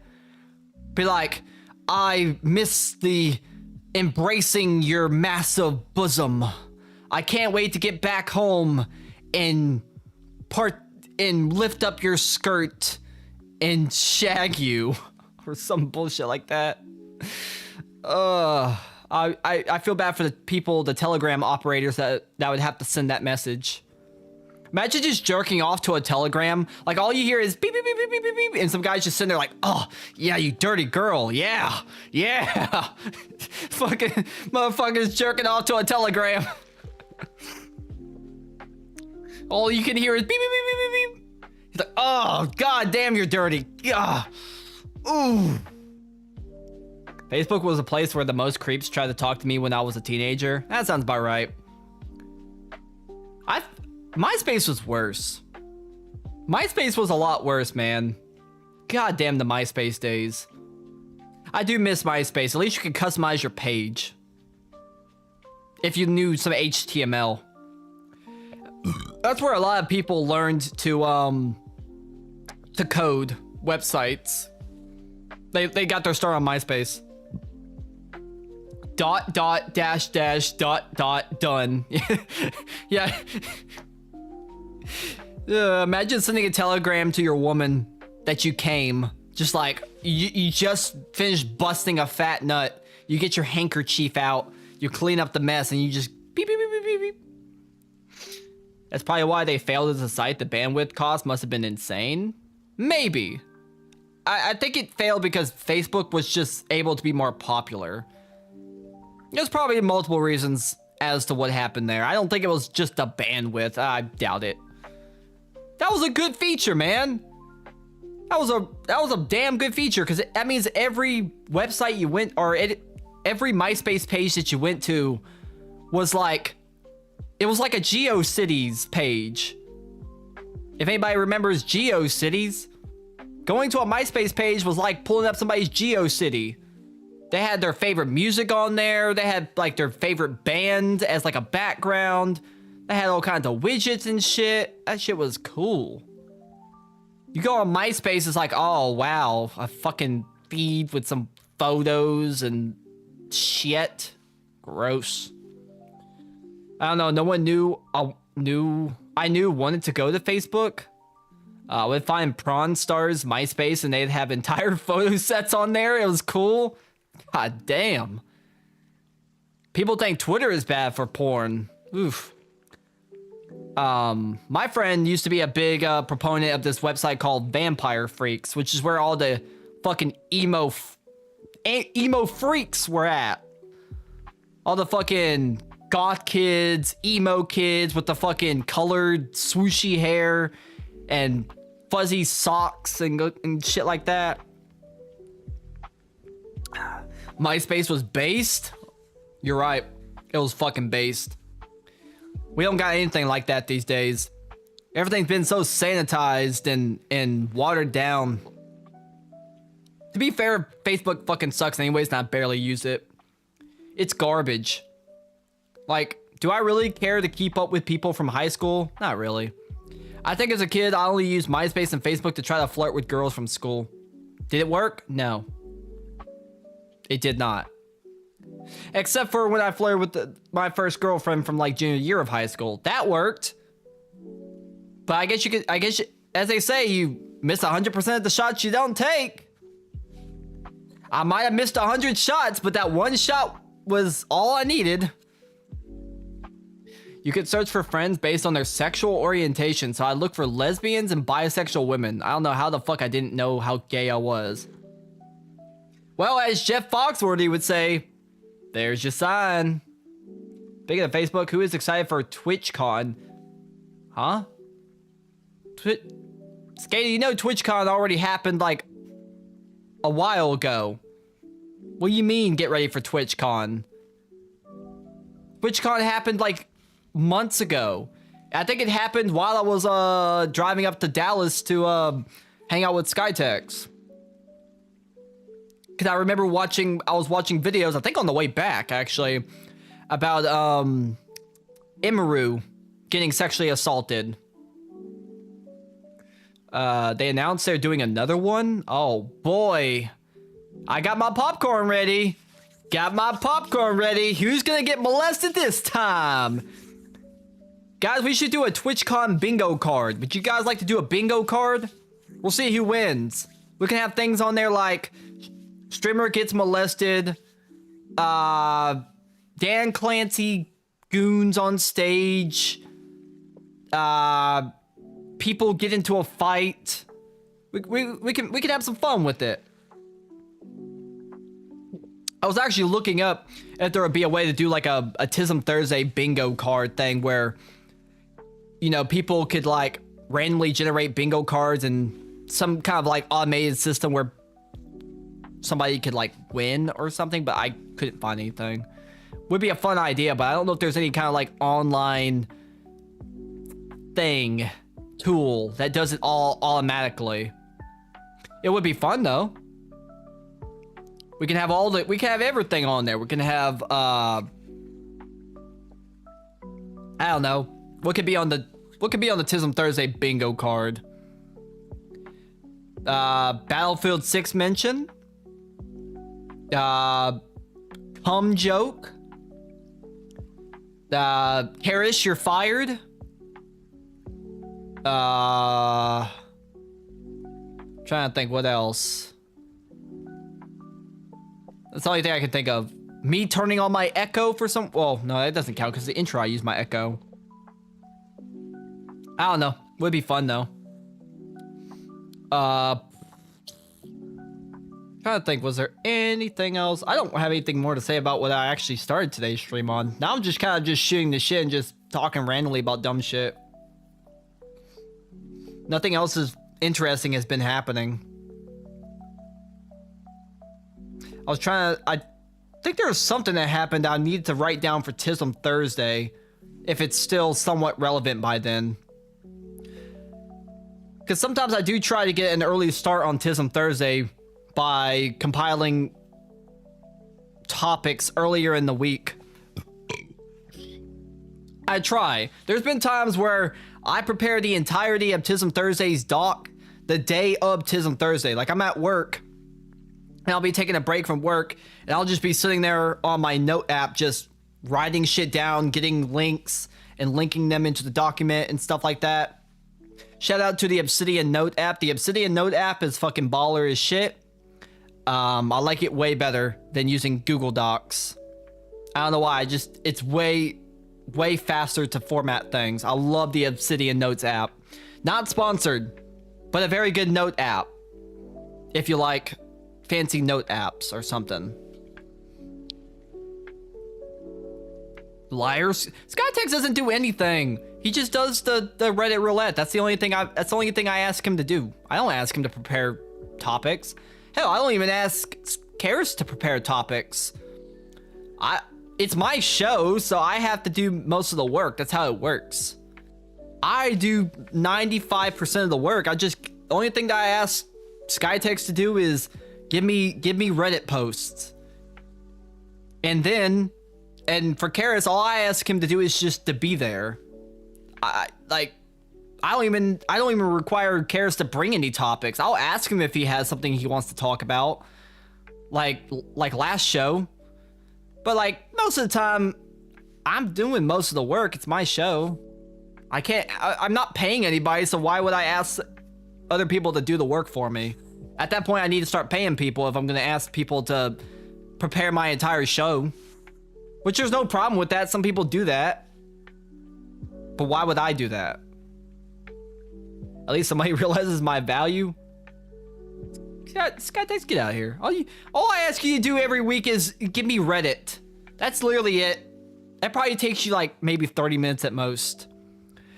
I'm the one that's in the notes app typing all my topics, getting links, making bullet points just in case I need some specific stuff that I want to bring up.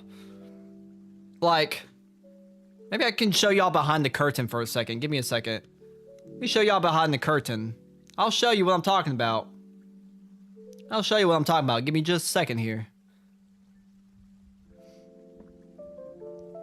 I'm gonna show you how the ravioli is made. All right. Let me show you how the ravioli is made. Here's how the ravioli is made, boys. This is literally how Tism Thursday works. This is literally where I list everything. This is how Tism Thursday is works. This one's not as big as some of them. I think last week's was way bigger. Let me see. November 29th. This one I didn't put as much into. So that's why it kind of looks a little bit sparse. This one was a little bit bigger. You see, sometimes I'll put like links that I need to pull up for stream. This one was a big one. This one had a lot of topics, as you can see. Once again, this is the Obsidian Notes app. I really like it because it's really easy to format everything. Because you format it using markup language. So like if I want to make something a title, I just do 3 hashtags, space, and then it makes it into a title. And then it's really quick to just jot everything down, organize it into folders and whatnot. But this is how Tism Thursday is made. This is it. Sometimes you can see I don't put anything as bullet points if I can't really think of anything that I want to bring up specifically, or if I just forgot to do it. But I don't know. I try to be a little bit organized. Usually it would be like a Google Doc beforehand.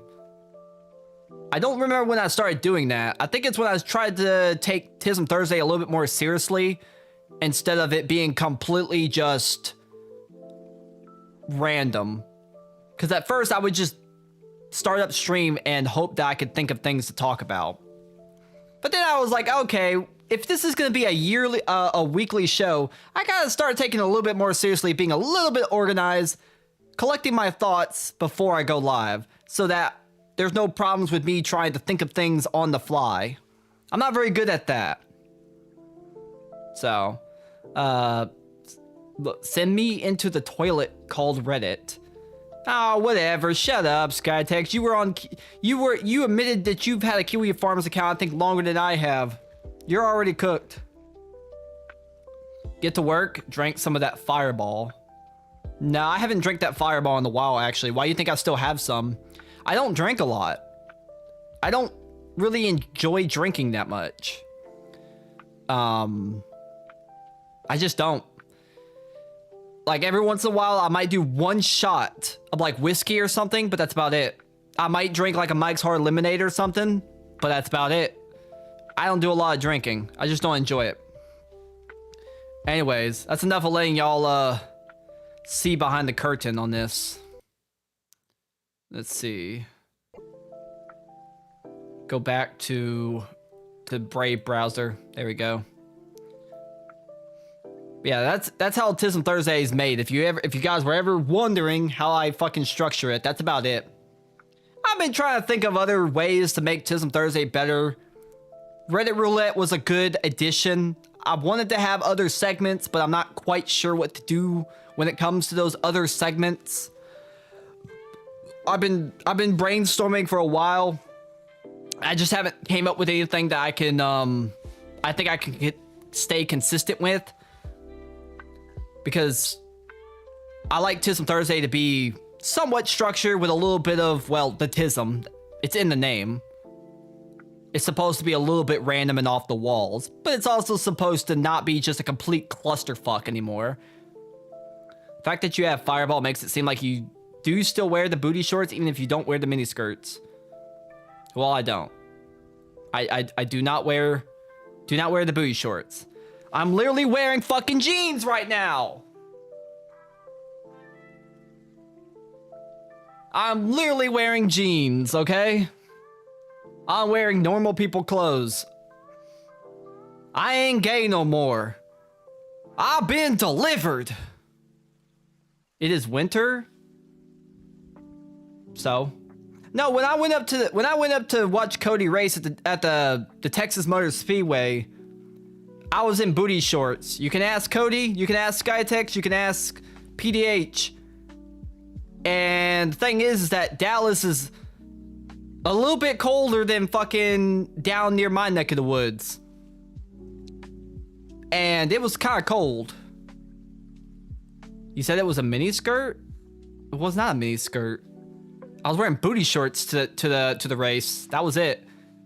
I did it to he seemed unhappy about it. What do you mean unhappy? I don't think Cody was unhappy about it. Why would he care? He's probably cringing about it, but I kind of warned him I was going to do it anyways just to fuck with him. And to fuck with Skytex. But to be fair, I already did that to Skytex, so Skytex was kind of... He didn't really care as much. It is... Ginger is saved. When the sun comes out, the buns come out.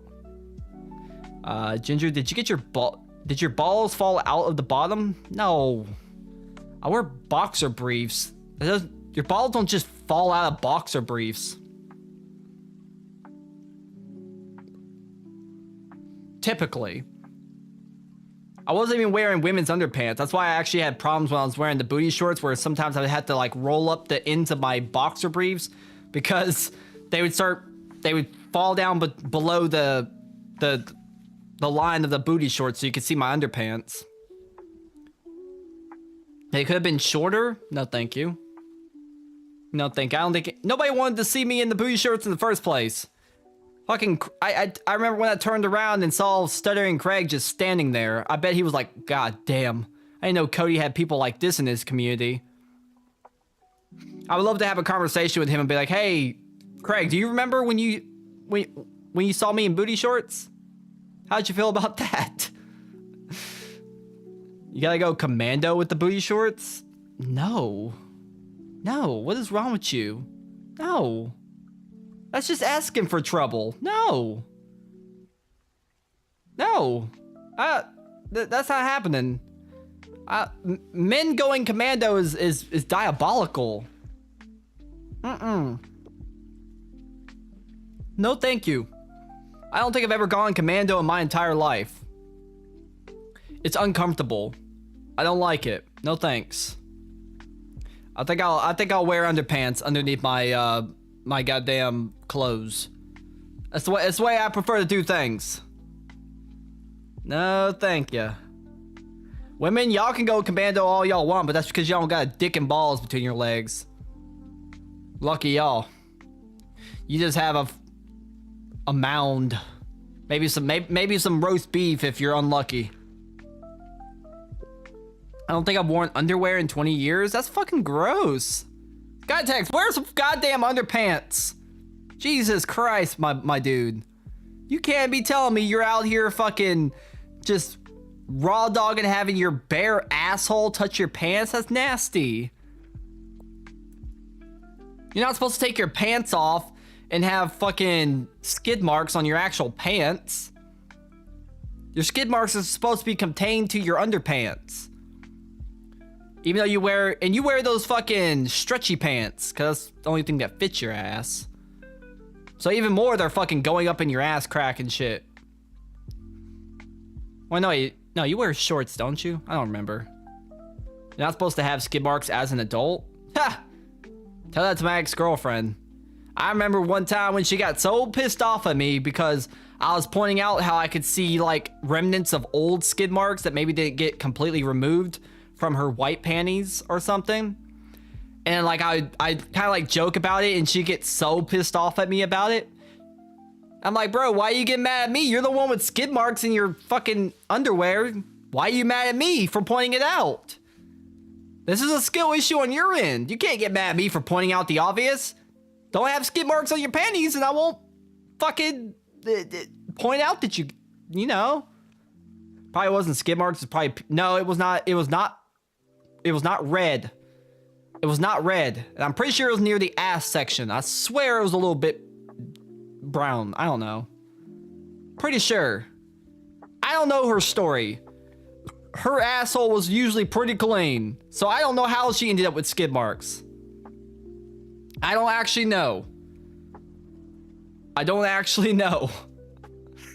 Have you ever seen dried blood? Maybe. Look, man, I know one time we were at Walmart. We were just at the old Walmart. And I guess now the thing is she was on the birth control shot. I think she had PCOS or whatever, that thing that makes you have really bad periods or something. I don't remember what it's called. But she was on the shot. So she didn't really get periods all that often. So we were at the Walmart. And I guess she had it just started, the flow just started out of nowhere. Cause we're just pushing the cart through and she's like, I'm bleeding. I'm like, what? I'm like, oh shit. You're bleeding. Long story short, she bled through her jeans. We had to like run out to her car where she had to like strip down in her car to change and shove a tampon in her cooch. You women are disgusting. That's what I'm trying to say. It was barely an inch between most women's snatch and butthole. Whatever, man. I don't care if it was dry blood. Even still, I'm still gonna point it out. If I had dry blood on my underpants, I think I would just get rid of them. Why would you even keep them? I'm sorry, but if I had panties, if I was a woman and I had panties and I bled onto them, I'm throwing them out. I'm throwing them out. Why would you want to wear panties that has any kinds of remnants of blood? Just throw them out. They're going in the dumpster. Like, why would you want to keep them? Same thing with skid marks. If there is remnants of past atrocities on my underpants, they're going in the goddamn trash. Now you wear them during your next period? Look, man, that might be a smart option. I'm still gonna make fun of it though. Okay? If you have marks on your underpants, I'm gonna make fun of it. I don't care the reason why they're there. I'm gonna make fun of it.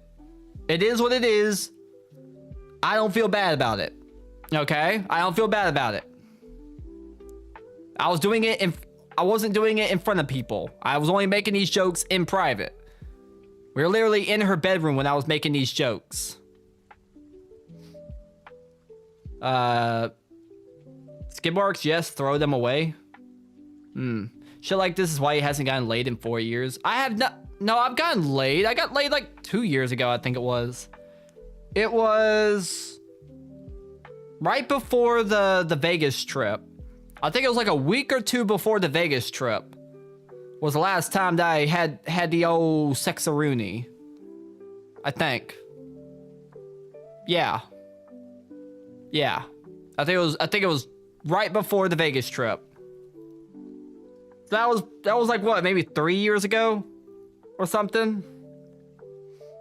Then I had like I think a couple dates since then. I don't know. I don't get no doubt. The matches on fucking these dating sites are fucking dog shit. I just be swiping right constantly, and then, which is a problem. I shouldn't be doing that because then I can't be surprised when I get a match from a fucking ham planet. Poor girl. They were a trans woman, so take that as you will. If there's a hole, there's a goal. 3 years, I got laid last night. Yeah, but you don't have standards, Skytex. Shut your mouth, okay? If I had absolutely no standards, I could get laid. You know how many fucking ham planets be trying to match with me? If I was really desperate to get laid, I could hit up one of those slam pigs. But I'm not. I'm not that desperate. I still have some semblance of standards. It is what it is. I would rather just not have sex than to have sex with somebody that I have absolutely no attraction to. That's just gonna be, that's not gonna be good for either of us. Like, if I'm not attracted to her, then I'm not having any fun. And how is she having any fun either? You know what I mean? I'm not desperate. It is what it is. I'll wait until somebody who's actually attractive wants to go down to Poontown. And until that day, I'll just fucking beat my own meat. God gave me hands, I'm gonna fucking use them. That's gotta be somewhere in the Bible. What'd you just say? Any hole's a goal? Well, not any hole, but I said a hole's a goal. So that woman had a hole, so there was a goal. But not any hole. That's you. That's you. You have no standards, Skytex. Unless you're gonna start showing me these women that you're having sex with, and I have a feeling I'm not going to approve of any of them. I don't even have that high of standards. Except for not being like fat. That's literally it. I don't have much standards, just don't be fat. I weigh 110 pounds. A fat woman can literally kill me. Like if she like passes out for 2 seconds, I'm fucking dead. I'm dead by suffocation. It's over. It's gonna be in my goddamn obituary. Ginger, dead at 29 years old. Fat woman passed out on top of him and he died. Fat girl can suck the chrome off a bumper. Cool. I'm glad that you look, Skytex. Fat girls need love too, and you're doing a charity to the world. I actually applaud you. These women need some sex, and you're there to provide them with that sex. Good on you, Skytex. You deserve a Nobel Peace Prize. You're bringing world peace to all fat chicks around the world. Okay? But that's you. I'm not into it. I'm not into it. But that's okay that you are. Although I would judge you if you weren't, because that'd be hypocritical. There's nothing more hypocritical than when a fat person refuses to fuck other fat people. It's like, bro, no. You're fat. You cannot not want to fuck fat people. That is so hypocritical on so many levels. You'll see this a lot. It's mostly with fat women who won't fuck fat guys. I'm like, bro, you weigh like 300 pounds. You can't tell me that you won't fuck another 300-pound guy. Like, what the hell? What kind of hypocritical shit is that? You need to know where you lie in the attraction scale. I know I'm like a 5 out of 10 on a good day. I'm willing to fuck a 5 out of 10. I'm not trying to go for that high on the damn chart. Okay. How tall are you? Like 5'10", 5'9", 5'10". I haven't measured my exact height in many years. But it's somewhere around 5'9" to 5'10". That's all I know. I'm slightly shorter than Cody. And I mean only slightly shorter than Cody. And a pretty good bit shorter than Skytex, but Skytex is like 6 foot tall, so that's not saying much. But I'm very slightly shorter than Cody. But not by all that much. 5'10", 5'11", no way. What do you mean? There's a picture of me and Cody next to each other. I'm pretty sure we were standing up straight and right beside each other. Do I even still have that picture? I probably don't. It was on my old Twitter.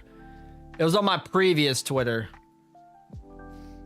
Ginger, you weigh more than 110. No, I don't. I'm telling you. You think I'm fucking joking? Do you want me to go to the scale right now and come back and tell you? I mean, I just ate a meal, so it might be a little bit more than that. But like, if I wake up in the morning, stomach's empty, I swear to God, it's like 110. It's actually been dropping. I used to be more around 120. I can't eat no more. I'm full, bro. I had one chicken sandwich and I'm full. I eat nothing but ramen noodles, pizza rolls, Totino's party pizzas, fast food, sometimes candy, and I drink a lot of soda. Probably why I have periodontitis, aka really bad gum disease. I should have gone to the dentist and had that fixed, but you know, eat like a woman. Girl dinner. Look, bro, it is what it is. I'm a damn feather. Most women weigh within the vicinity of my weight, and I'm okay with that. No biggie to me. Ain't no skin off my bones. Although there's not really a lot of skin to take off my bones at this point, so probably shouldn't take any skin off my bones. It is what it is.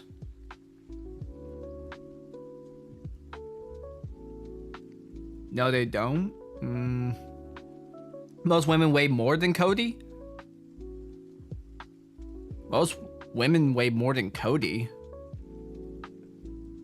American women aged 20 years and above weigh an average of 170 pounds. 170, that's getting pretty up there, don't you think? American women, 170 is that's kind of pushing it for a woman. That's starting to kind of push. That's where you start getting a little bit of pudge, you know, unless they got a lot of muscle. Unless they got a lot of muscle, that's starting to get into like a slightly pudgy stage. Especially at the average height of like 5'5", 5'6". You complain about only matching. There's an obesity epidemic, Ginger. Geez, you were just complaining about only matching with fats. True. I've never said there wasn't an epidemic. I know that there's an epidemic of obesity. It doesn't mean I'm going to settle for that. That's what it definitely doesn't mean I'm going to be settling for it. I'm going to stick to my standards. If I don't find you moderately attractive, I can deal with a little bit of pudge. I can deal with a little bit. They don't need to be a twig. I can deal with a little bit of thickness, you know? There ain't nothing wrong with a little bit of thickness. But I don't like fat. There's a big difference. I can get down with the thickness, you know? But there's a difference between thick and fat. Like, I love it when I go on these dating sites and almost any fat woman on there always has to preface in their profile, hey, just letting you know I'm fat. If that's, swipe away if this is not what you're into. I'm just like, okay. Well, thanks for letting me know, because... And some women won't even show the fatness in their photos.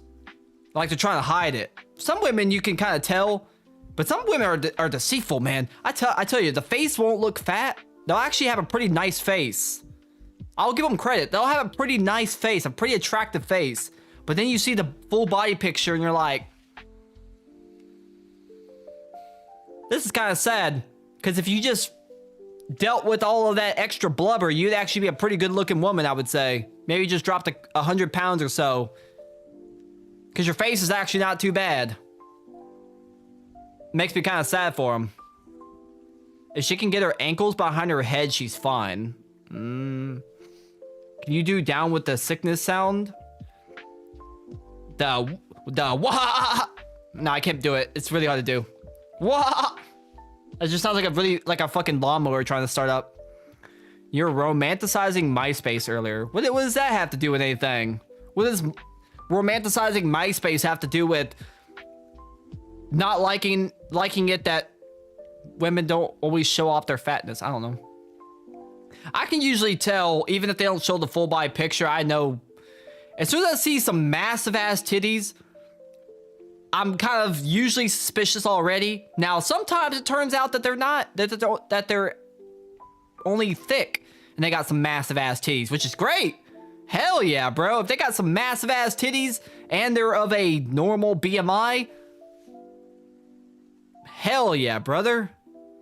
But a lot of times, if I see I start seeing the precursor, I see the massive titties, I'm like, all right, let's keep scrolling. Let's keep scrolling. Oh, okay. She built like a damn freight train. Okay, all right. Well, that's a shame. I thought maybe I thought she was gonna be bustier than a damn something busty. I don't know. I don't have a joke for that. MySpace angles. Some of these women be playing these angles, I'll tell you. But when they do the full body picture in the mirror, there is no angle to fix that. I can see how wide they are. Like, if they're wide enough to where they're like 3 or 4 of me, that's a problem. Because some of these women look like I could literally hide myself in their body and you wouldn't even know I'm there. They could devour me. The MySpace angle is from above. Oh yeah, I see that all the time. That's also a precursor. If a woman is taking a bunch of pictures from up above, I already know what's about to happen. I'm like, hey, wait a minute. You can't fucking fool me. Let me see that blubber. Show me that goddamn blubber. Demand government issued ID before meeting these ladies offline. Luckily, I've never had... I don't do that enough to where I ever have had to do such a thing. You can't see the gunt under the titties. True, the massive fucking honkers hides the gunt. Those motherfuckers, you're trying to hide that gunt from me. I like big titties, but I usually like it when they're attached to a woman of a normal thickness. Like I said, I can get down with the thickness. I'm not asking for them to be skinny. But, you know, no gunt. That's all I'm asking for. I don't want all these folds and shit. I don't want to be able to have like lift something up and like lay it down on a newspaper and like copy it like putty. That's when we're getting a little bit into the danger zone. I don't want them to look like dang D-Moss. That ain't my thing. If she takes the pictures from above herself to hide her double chin and her tits cover her gut. True. That's why those chicks say they won't date anyone below 6 foot. Why? Because do tall people instantly like big women or something? What? Ginger, do fat women reply to you or only other skinny people? It's usually fat women that will actually try to reach out to me first. That's the funny thing. Most normal weight women will not make the first move. The fat women will. I'm not even joking with you. 9 out of 10 times, the fat women will be the one to say hi first. And I say nothing, because I'm like, oh, wait a minute, I didn't mean to match with you. Oops. I need to start looking at these matches before I swipe right. I'm getting too lazy out here. Because they want a guy that will see them from the MySpace angle. Okay. That don't work when you're trying to spread them legs. Well, do you think they just want a bone or do they want to be seen with you on the streets? I don't know. Either? I don't know.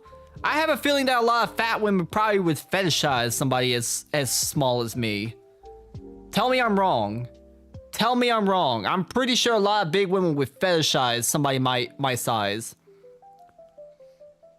Because there's also like this rumor that the skinniest guys have the biggest dicks, blah, blah, blah. You know how it go. That's like a stereotype that most like bony men have like massive penises. I don't know. It's not true for me, at least. I didn't get the fucking memo. My chromosomes didn't get the fucking memo. Their fetish is eating the food you don't want to finish because you lost your appetite. Yeah, if I can't finish a meal, they'll be there to finish it for me. No food will go unwasted in this household. I've never heard that before. That's what I've heard. I've had so many people, I swear to God. Now, to be fair, it's a lot of guys that say it. But I have heard women say it too. But many times in my life, I've heard this whole, oh, you're skinny? You must have a massive penis. I'm just like, I think you're confusing having a massive penis for it looking bigger because you're not fat. Because think about the logistics of this. If you're fat, your penis is gonna look smaller. If you're not fat, then your penis look bigger. That's how it works. It's simple. I don't think it's that skinny people have have bigger penises. I think it's literally just because they're not fat, it looks bigger in comparison. Easy peasy. It's like a goddamn optical illusion, right? It's like how if somebody's big, like chunkier, they look less fat if they're tall. You know what I mean? Like my cousin, when he was younger, he was pretty chunky. I used to joke that he looked like Josh Peck from Drake and Josh, right? But as he got older, he's still kind of chunky, but he's tall. So he's grown into his size. So yes, he's a little bit of a chunky guy, but he's more proportional and he's more attractive as a result. Because he's not, his height makes up for his width. You know what I mean? You know what I mean? Please teach us more about penis, Ginger. You have a lot of penis comparison knowledge. Yeah, you know, I always got you. I always got you when you need some penis knowledge. Why are you looking at your... Not my cousin's penis. I said his... Not his penis. What the hell's wrong with you? I never even said that. How you jump to that? How you jump to that? What's wrong with you? I said when he was younger, he was pretty chunky. His body was chunky. He looked like Josh Peck. Okay, and when he got older, he got taller, so his somewhat chunkiness, and also he just got slightly slimmer. But he's still kind of chunky. You know, like a little bit husky, big boned. But he's tall now. So he doesn't... I never said anything about his penis. What the hell's wrong with you? He would be a first cousin, wouldn't he? Yeah, because he's the son of my mother's brother. So yes, he's a first cousin. I jumped to that because the sentence immediately before you started talking about your cousin, you were talking about penis. Yeah, but you missed some other things. He's not a step cousin. What are you doing, step cousin? Oh, can you have a... Wait, are step cousins even a thing? I don't think they call them step cousins. I don't think step cousins are a thing. At least as far as I'm concerned. I've never heard anybody say step cousin. So I don't think step cousins are a thing. And now I want to know, what the heck is a cousin? What is it, like cousin twice removed? What does that mean? You know what, let's ask Google.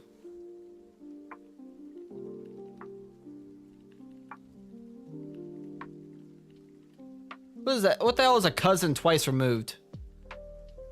A cousin twice removed is a relative who is 2 generations removed from you in the family tree, meaning that they're either 2 generations older or 2 generations younger than you. The term is used to describe a relationship where the individuals are not in the same generation, but still share a common ancestor.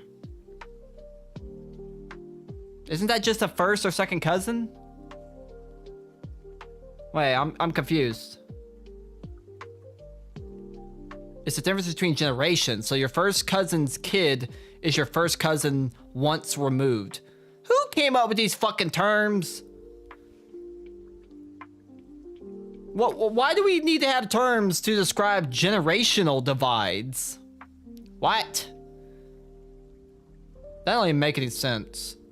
So my first cousin is my first cousin once removed because he's in a previous generation from me.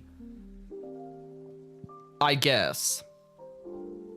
Okay, but why do we need to have those separate terms? Doesn't first, second, third, fourth cousin already describe that enough to where you wouldn't need the removed part? That don't make any sense. Somebody make some sense here. Probably from back when people had big families, maybe. Ginger loves peanuts. I do love peanuts. I do love peanuts. If I was funny, I would have had like a funny gag where I had like some actual peanuts to bring on stream and like fucking eat them or something. But I'm not funny. We don't come to the comedy channel for funny. Okay? If people came here for funny, then I wouldn't be a failed YouTuber. A failed VTuber. Failed PNG tuber technically. Failed commentator. Many failed things. I've done a lot of things outside of this channel. Once again, if people don't know, this is not my first foray into YouTube. This channel is only 2 years old, but I used to make videos on a different channel since I was like 14 years old. I've been here for a fucking long time. I was making Black Ops 2 videos at one point. And using like troll face and fucking rage comics shit. What was it called? It's gone, so you can't find it anymore. I wiped that channel a couple months ago before the Kiwi Farms thing happened. So, yeah, I wiped it. Well, I guess it's not technically wiped. The videos are privated. They're not completely removed, but everything about the channel, the name, and everything has been completely changed, and pretty much every video has been privated except for some of the videos from like the first videos ever uploaded on the channel. Wait, what did those creeps do to you? It's a long story. It's a long story. All I'll say is they got my ass. I'm not angry about it. I'm just gonna say I'm not angry about it. My OPSEC was fucking dog shit, and I was just cannon fodder or collateral damage to other people who were actually the targets. But yeah, they got my ass. My OPSEC was fucking dog shit, so I didn't really make it hard on them. I'm not angry. I'm on Kiwi Farms. I have a Kiwi Farms account. I've had one for a while. I talk shit on there. So I don't really hate Kiwi Farms. Okay? I don't really hate them. I'm on Kiwi Farms. I would literally have to hate myself if I was mad at Kiwi Farms. Because I literally have an account. I talk shit on there. Obviously. Like you do on Kiwi Farms. That's the point of the website. It's a gossip site. You go on there, you call people slurs, and then you log off. That's what I do. I go on there, see what dumb shit some pedophile furry has done on the internet today. I call him a pedophile furry, and then I log off. It can be fun sometimes. Okay? It can be fun sometimes. Well, the reason I don't talk, I'm vague about it is because it's not really a good idea to go into depth, like, online for everybody. It's kind of like a #1 rule is that when you're a victim of like doxing and stuff, it's not really a good idea to go into detail about it. You know what I mean? It brings more attention to the fact that you were doxed. And the best thing you can do when you're doxed is do not go too deep publicly into your dox. The best thing you can do is never address it, at least not for a long time. Don't make posts about it. Don't spurg about it on Twitter like some people do. The best thing to do is to take the fucking L and move on with your life. Depending on who did it, you're probably never gonna have no repercussions anyways. To be completely fair, if I've said this before, I'm gonna say it again. If Kiwi Farms get you, you're probably fine. Kiwi Farms is not known to take it outside the internet. They discourage harassment in real life.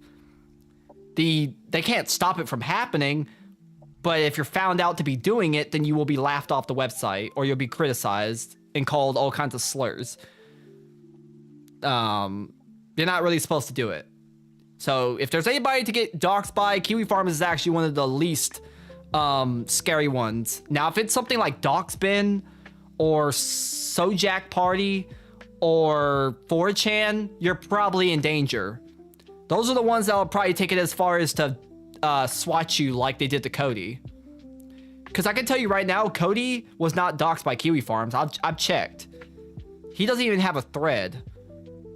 He's talked about in reference to Nick Ricada, because Nick Ricada is a locale.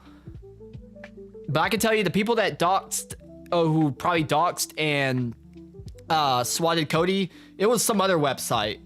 it was most likely 4chan or Doxbin or Sojak Party or one of these other like probably dark web websites, ones that are not even on the clear web. Those are the ones you gotta be worried about.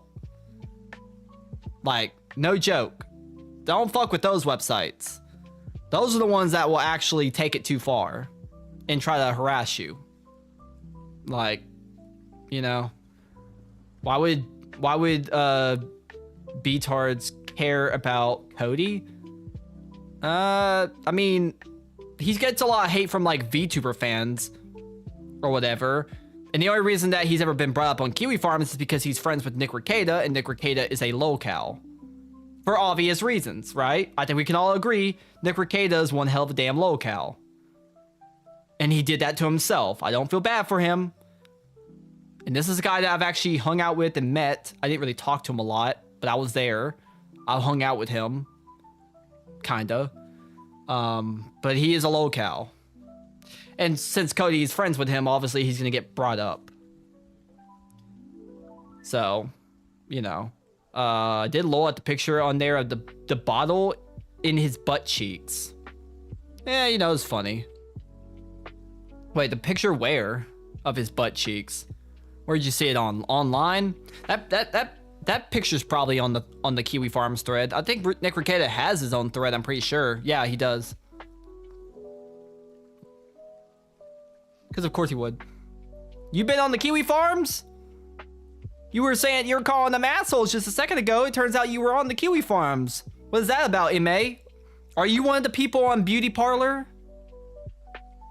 There's actually an entire part of Kiwi Farms that's dedicated to lolcows that women would like. And apparently, according to the creator, Noel, it was actually very hard to set that section up because women were like very particular about what kind of shit that they wanted on their part of the website. So it took them a while to figure out how to deal with the women of Kiwi Farms. So anybody that says that there's only men on Kiwi Farms, you're technically wrong. There is women on Kiwi Farms. I don't know how much they weigh, but they're on there. Women like lolcows too. I only read the Rekieta thread because I'm pretty sure he said it was funny what they were writing. You know, the people on Kiwi Farms it's a forum. There's people on there that are just legitimately like shit posters and they're actually kind of funny. You have some people that they get way too riled up and like make conspiracy theories and schizo post and things like that. It's a big range of different personalities on the website. I watched a really good documentary about Kiwi Farms that was actually objective, that actually broke down all the misconceptions about the website. And it was so good that even the creator Noel recommended the video. I'm not saying that Kiwi Farms is a good place, but I am saying that it can be a fun place if you are a degenerate who likes laughing at weirdos. That's the only time I went there, and I heard about some of the Chris Chan stuff on there from videos on YouTube talking about his live. Yeah, because fun fact, I learned this from watching the documentary. The creator, Noel, actually used to send money to Chris Chan to try to help him. Like, legitimately tried to help Chris Chan. I found that, I didn't even know about that. Like, I've been on Kiwi Farms for years or whatever, but for some reason, I just never looked into, like, lore, I guess you could say. But Noel used to actually try to help Chris Chan by giving him money. It's just that eventually he's like, okay, this guy is too far gone. I'm not giving you no more money. You're not trying to change. So he stopped financially supporting him. But at first he did actually try to give him a helping hand to at least maybe have him make a shift in his life. You know, because even if you are a lolcow, you could still redeem yourself. Being labeled as a lolcow doesn't mean that your life is over. You can be redeemed. It's not the end. A lolcow can become an ex-lolcow if they want to take the steps in life to improve themselves and to get away from being a lolcow. It's not like the fucking scarlet letter. You're not like marked with the fucking Kiwi Farms logo for the rest of your life. But coincidentally speaking, most locales never do redeem themselves, so there's not really a good trend, I will say, of locales actually repenting from their locale ways and becoming an actual functional member of the internet. I'm not even a locale. I was collateral damage for some other locales that were getting targeted. I was in a Discord. I was in the wrong place at the wrong time. I was just amongst a bunch of other people who also got phone booked, which is fine. It's whatever. They didn't really say much about me. They just kind of like laughed about the fact that I was Cody's editor and then moved on with their life. Literally nothing has come of it. Nothing.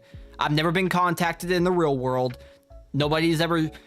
The address wasn't right anyways, but nothing has happened with that address as far as I'm concerned. I take the L on that. I'm not mad about it. I'm literally not mad. Whenever somebody told me that I popped up on the thread, I actually saw it in real time too. I was in a VC with some people and I just started laughing. I was just like, ah, shit, they got me. Fuck. I was like, ah, damn, they got me. It's like, damn it. And I just laughed it off, read through it and see what they found on me. I was like, damn, I really should have stopped using that fucking email a long time ago. That was dumb of me. Once you get a Sonic Chew tattoo though, that's unrecoverable. Bet somebody's catfishing burly men with your boot. Oh no, they didn't get that. They didn't get that stuff because I never really posted those pics publicly. Well, okay, so it's twofold. I didn't post those pics publicly.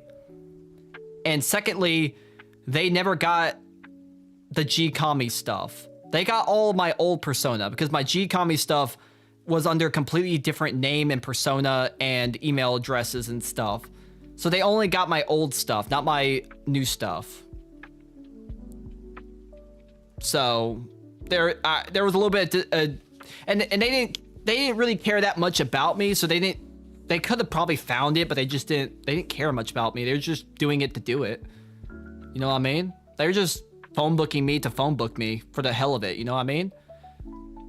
I mean, they literally put like a message at the beginning of the part that says, where I'm like talking in a Discord and I'm like, and somebody's like, oh, why are they doxing these girls? And I was just like, this is what they do. And they literally posted that screenshot and said, true. And in my docs, I was like, oh, okay, well, you got me. Fuck. Damn it. Yeah, you're clever. You're clever. You got me. Damn it. They got me. Not a big a deal though. People who freak out about that stuff is like, I'm sorry, if you're on the internet, unless you're very, very, very, very, very careful about your personal information, you're gonna get doxxed. I'm sorry, it is what it is. People have been doxxed for killing somebody in a Minecraft PvP server. I shit you not. You could be literally doxxed for anything on the fucking face of the earth if you're not careful. You can kill somebody in a video game and they'll dox you. And since those people are actually mad, they're probably actually going to do something like swat you or something. They're actually going to be malicious about it. You can be doxxed for literally anything. And plus, I've talked about this before, and I'll say it again. I've been doxxed before. I don't know who it was by, but those people were much more malicious. When I made videos talking shit about Frank Hassel, the guy that showed up to Boogie 2988's door and almost got shot, where the iconic meme of Boogie with a gun came from. I made videos talking shit about that. Some group, I don't know who, I don't know where, must have doxed me behind the scenes, and somebody texted my phone number trying to get a rise out of me and try to troll me. Obviously it didn't work and they moved on within one day because I didn't give them the reaction they were looking for. So they kind of just gave up, you know what I mean? They moved on with their life. That's what you gotta do when it comes to people like that. All I can say is just don't add fuel to the fire. The internet is, and try your best. I will say it's very hard to not get doxxed on the internet. But the best thing you can do is at least make it difficult. Don't make it easy. If somebody's dedicated enough, they might still get you. They might still get your ass. But the best thing you can do is make it as incredibly difficult as possible. Because remember that people on the internet, they're not the FBI. They don't have access to like foreign databases or something, you know? You're not fighting against like trying to stay anonymous from the FBI, right? All you gotta do is just be slightly careful to where some regular person can't find you.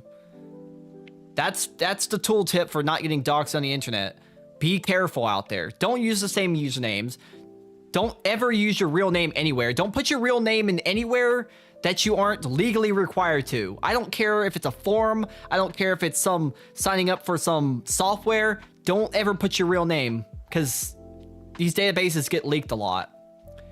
Don't use the same email a dozen times, especially don't have your real name in your email. That's a big whoopsie. And try to use different usernames all over the internet. Like, make it really hard to track your digital footprint. That's all I can really say. Kiwi Farms has said multiple times, the doxing will stop when people take their OPSEC seriously. And I kind of agree with them. Especially when it comes to the VTubers. They literally say, like, you know, they'll stop doxing VTubers when VTubers stop making it easy to dox them. Especially if your whole existence is supposed to be staying anonymous, then the least you can do is be careful. I mean, they got Pippa. Kiwi Farms got Pippa, for Pete's sakes. Somebody that's behind an agency, and they still got her. She probably made 1 or 2 slip-ups, and they got her ass. You know what I mean? It only takes one mistake. I don't think they ever got Kirsha. That's because Kirsha is hyper paranoid. At least I don't think they got her. I don't know. I don't think Kiwi Farms did. I think Kiwi Farms likes Kirsha though, so I don't know. She's literally talked about being in contact with Noel. Like, she has contact with Noel. So maybe she has a little bit of a shield. I don't fucking know.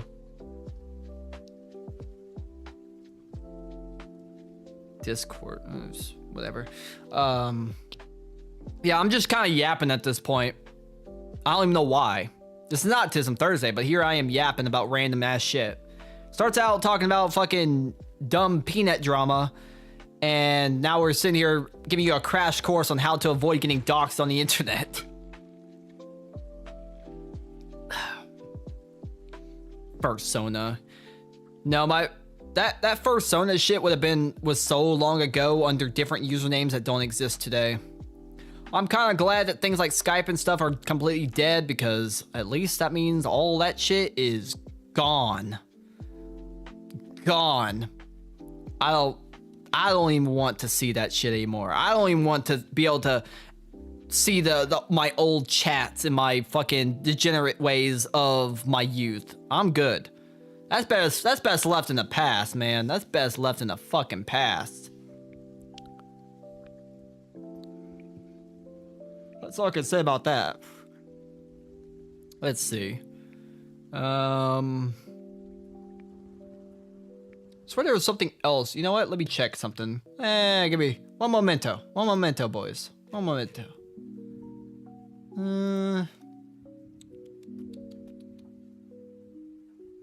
I thought I had something bookmarked that was funny. I don't have anything. I thought I bookmarked something on Twitter that was funny. I guess I didn't. I always forget to bookmark things when I come across it. Fuck. What a missed opportunity. I'm always forgetting to bookmark things, so I can come back to it later. Huh. Professional YouTuber, boys. De-professional YouTuber. My bad. Let's see. I don't know. Anything come across y'all's radar that's interesting that y'all want me to yap about? Something y'all want my opinion on? Since I don't do a lot of like solo yapping streams.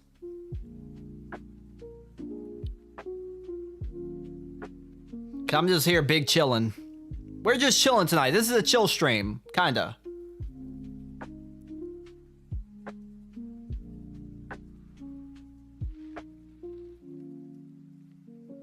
Ants? Ants? What do you mean, ants? I hate ants. Them bitches bite the shit out of me. There ain't nothing more that I hate than ants, man. As a kid, walking through the yard, accidentally run into like a damn ant hill that I didn't see. And then before you know it, you just fucking swarm you like a damn pack of angry bees. Or I guess a pack of angry ants. I fucking hate ants. God. That's one of the one insects that I don't mind killing. I'm like, bro, well, that and roaches. Because, like, I fucking hate ants. They attack you indiscriminately. They don't care who you are and what you are. They destroy your ass. I once watched a video of somebody putting like a big ass spider into like just a mound of ants, and you just see these ants just overwhelm this fucking spider in the most like just fucked up way. Like, it is scary to watch. Like, these ants just take this big ass spider and make him look like a little bitch. Because they just crowd him from every side, and you see the spider trying to fight back, and it's like, oh, no, I'm gonna fight y'all off, and within like less than probably 15 seconds, the ants win. Them bitches are scary. That's not even getting into things like fire ants and stuff. Oof, god damn, those things are fucking scary as hell. That'd probably be like the worst way to die. Getting swarmed by ants. Actually, I wonder if it'd be more scary to die by a bunch of ants or die by a bunch of spiders. I don't know. I'm not really scared of spiders. I don't have arachnophobia. If I see I've seen spiders like literally in my room and they're just walking across the floor. I'm just like, hey, how you doing, buddy? Don't come near me, but have fun. Like, he'll just be scurrying across the carpet off to God knows where. I'm just like, okay, well, he's having the time of his life. I don't even know how he ended up in here. I have no like access holes to the outside world, so I don't even know how the spider got in here. But he got in here somehow, and he's just chilling. You know what I mean? He's just chilling. What are you saying, Skytex? You kind of delusional? Skytex, why aren't you in the VCs? You want to yap? You want to talk some shit? Blood sports? You know what? Hop into VC, Skytex. Hop into VC. Do it.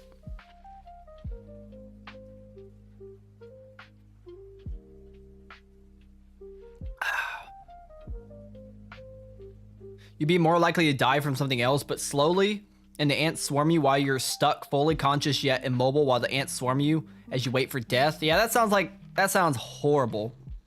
That sounds fucking awful. I cannot imagine a worse hell. I cannot imagine a worse hell than being swarmed by fucking ants. Just hundreds, thousands of these fucking little fuckers. So small, but yet able to... Well, you can actually be really allergic to ants. Some people are allergic to ants. And they're the ones that are really at risk. It's like people who are allergic to bees. I've only been stung by a bee once in my entire life. And it hurt. I can tell you it fucking hurt like a motherfucker. I think I was taking a bat. And I was running around this apartment just hitting bushes. Right? And then all of a sudden, I felt like a sharp pain in like my arm or something. And I was like, ah! It's like, what the hell was that? I guess I got fucking stung by a bee. To be fair, I had that coming. I was just hitting random bushes with a damn bat. Bees usually don't attack you unless you do some dumb shit like that. Well, yeah, I kind of deserved it.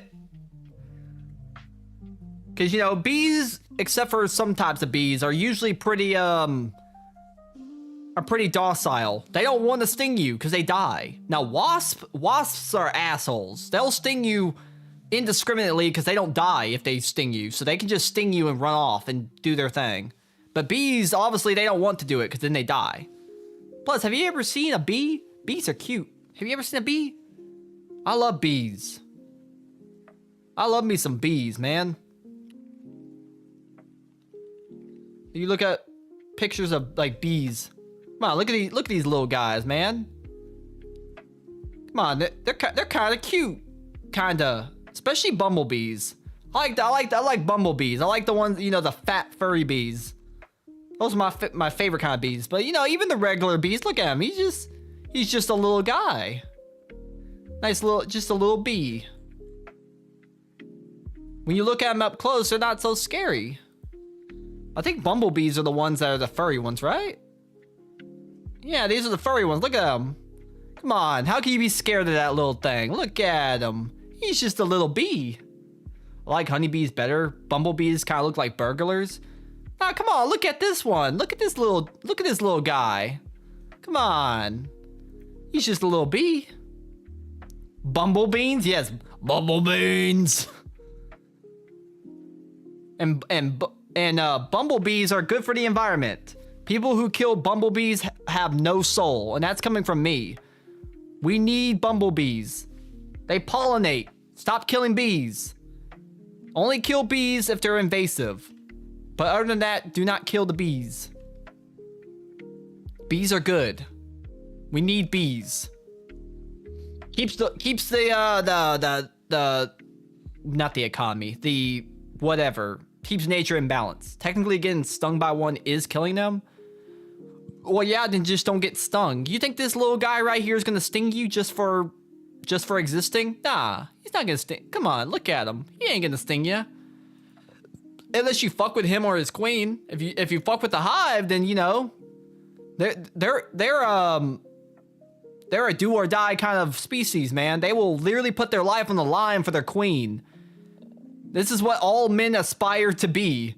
They want to be a bumblebee. They're willing to die. They're willing to die for their queen. If you get stung by a bee, you're an asshole by default. Well, it depends. You could just get too close and they might sting you, because obviously, let's say you get close to like where they're at. They don't know that you're just walking by. They don't understand. They don't have brains that work like that. They're just like, oh, this guy is close to the hive. He's probably here to threaten the hive. Let's sting him. You know what I mean? But bees usually try to avoid it. Wasps, though, if you see a wasp, just run away from the wasp. Wasps are assholes. Nobody likes wasps. Wasps are not nice. I do not have any sympathy for wasps. They're not even cute. They're ugly as hell. I'm a wasp hater. Who is the OG simp? Bees or ants? That's a good question. Who's a bigger simp, a bee or an ant? I don't know. You know some ants can fly. They got species of ants that can fly. Which is fun, I guess. I think I remember seeing those. They got the little like white wings or whatever. Nature be weird.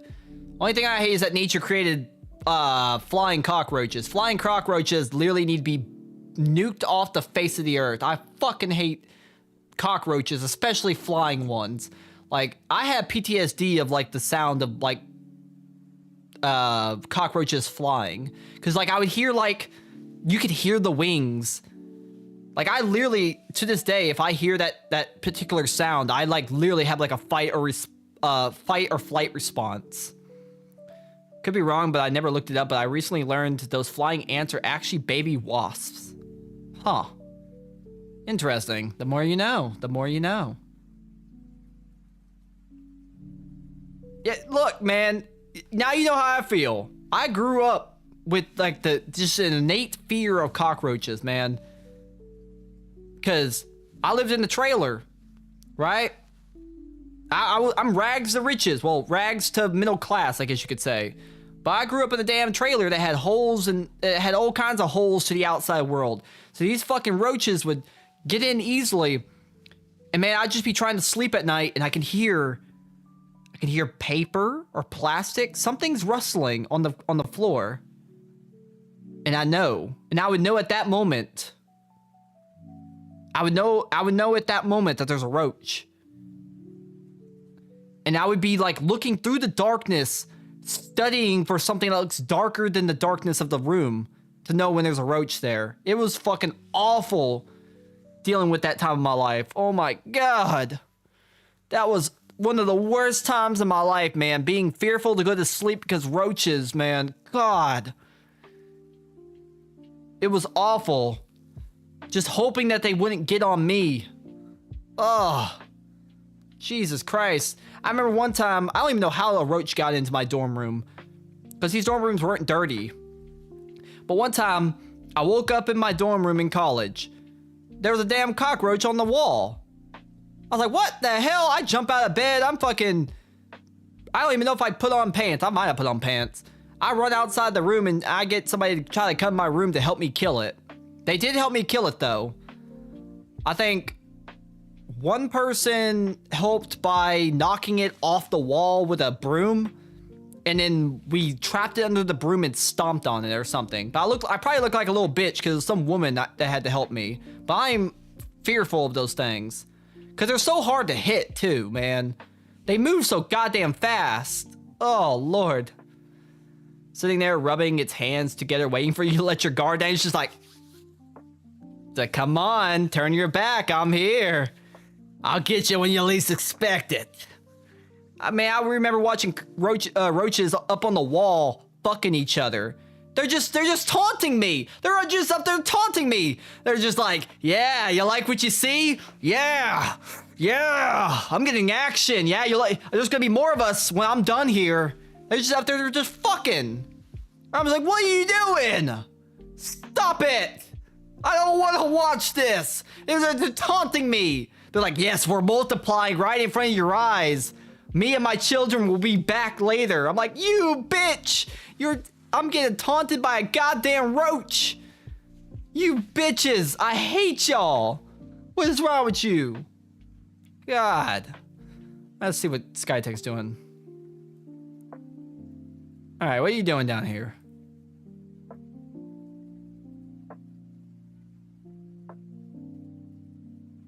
Hello?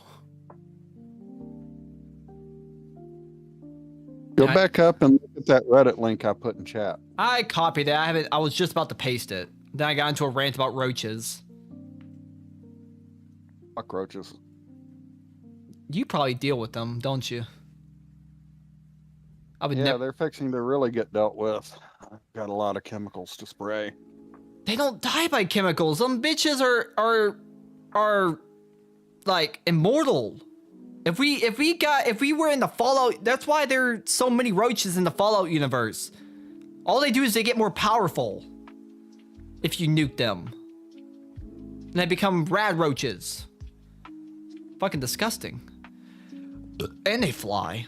What is this link? Fairly safe redneck cannon. Okay. Let's see what this is. Oh. Well, that worked. Loading it up. How many grains is that? A lot. The heck You is actually gonna make it big enough for everybody else to see? Oh yeah, I gotta switch to this. There we go. Can't nobody see what the hell you're even looking at. So you gotta size it down about 3,000. 3,000. Yeah. What the hell is he? What was he looking at? What is that? Shovel that in there. Yeah, hit it with the shovel. Well, read it if you're not gonna turn up the volume. I don't know if you got the volume up or not. Oh, that's a little bit tight. I do. Screen muted. Yeah, but What the ass Had to lick it destroyer? to get it to fit. The ass what? It'll fit now. oh, this only landed 30 feet back. The ass destroyer. My God. Okay. Yeah, it works. It's kind of shit that you would do in your backyard. Yes. Fucking Jesus. Is that even legal? This is more my side of Reddit than the crap I pull up for roulette. That has to be the jawbreaker from Eden and Eddie. Now that's a reference I get. As a kid, I always thought that jawbreakers actually were that big. If you never watched Eden and Eddie, did you? No. God damn it, you fucking old bastards. It was one of the best cartoons of like the early 2000s, but they're like one of the running gags of the show was that all the kids were like fiending for jawbreakers. They would always like that. It's one of the main like plot points was that the crew would always be trying to find a new scheme to get quarters so that they could buy jawbreakers. And the jawbreakers would be so big, like massive, like a fucking, like not even a bowling ball, bigger than a bowling ball. And like it would just be like so big that it could make their cheek, I don't even know how to describe it, like bigger, as big as like, they, in proportion, they almost looked as big as, no, not as big as a medicine ball, but they were pretty big. You'd be one of the Canker sisters. Ah, fuck. The only Canker sister that could get it would be the emo one. The other, the retarded one and the redhead, nah, I'm not about those ones. But the emo one, she can get it. But the other two, That's just straight up white trash right there. Looking back on that show, man, isn't it funny that the whole plot point of the Canker sisters is that literally their whole goal was to sexually assault the Ed boys? I love early 2000s cartoons, man. Can't have shit like that nowadays. You need to watch NNA Skytex. I don't know how y'all don't ever get any of the references that I fucking throw out because somehow y'all don't watch early 2000s cartoons. Man, I know Looney Tunes. That's fucking old as shit. You want to talk about some Roadrunners, some Wile E. Coyote, some Yosemite Sam? Yeah, I know all about it. Yeah, that's old people stuff though. I wasn't even That's what I alive. grew up on. I wasn't even alive. Fuck is some classic Scooby-Doo or Flintstones. I never really liked Scooby-Doo that much. I don't know why. I liked the live action movie though. That was good. You know, the ones with that one guy, I forgot what the actor's name is. I think it's Matthew something. The guy that plays Scooby. Not Scooby, Shaggy. Yeah, I know what you're talking about. I don't know who.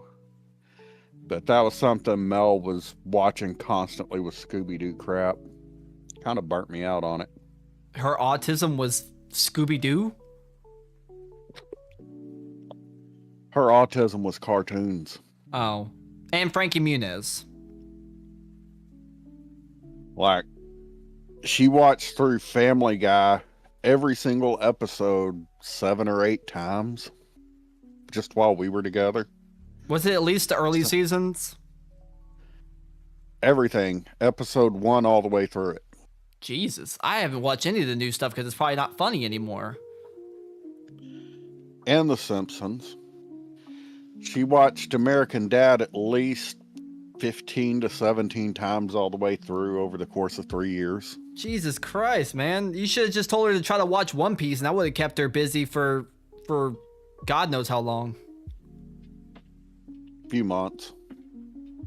Hey, it's good enough. At least it keeps her mind off things. What's Marxism then? Being an idiot. That checks out. You acting like you weren't alive when Space Jam came out? I've never seen Space Jam actually. I never went back and watched it, nor the new one. But I never watched the original one.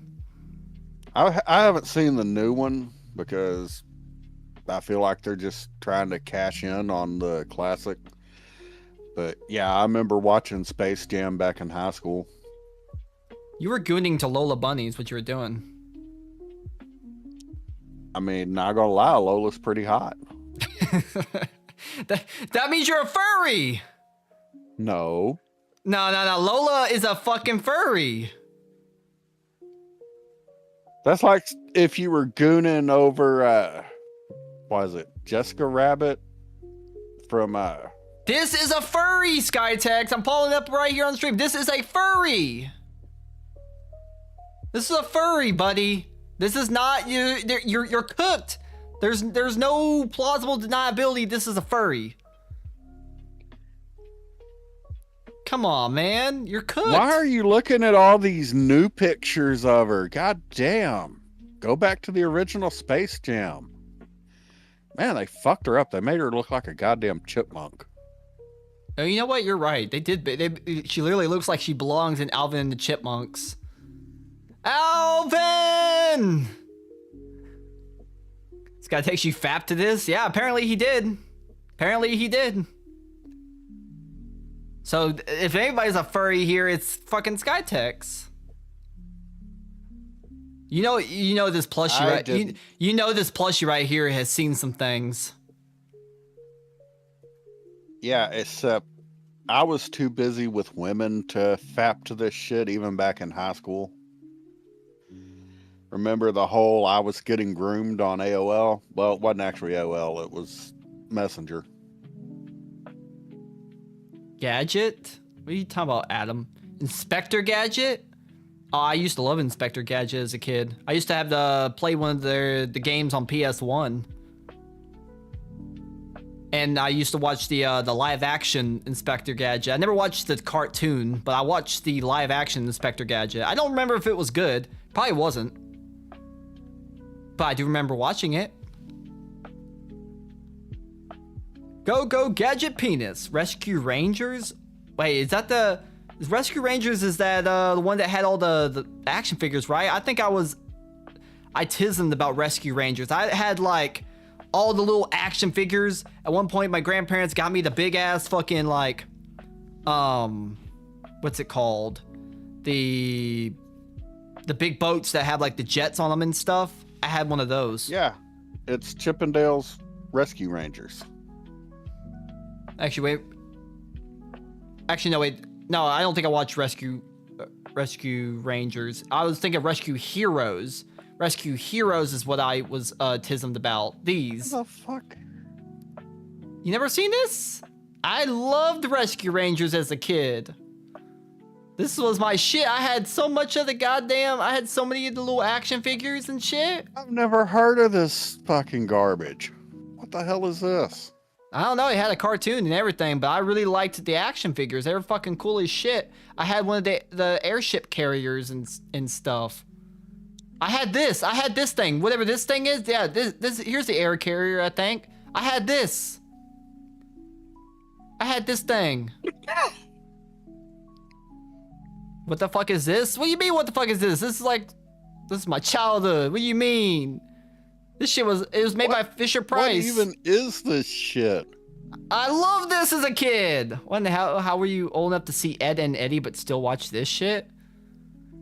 This was 1997, so I guess I was literally a baby when I was watching it. That's why the memories are very faint, but they're there. But they are faint memories, I will say.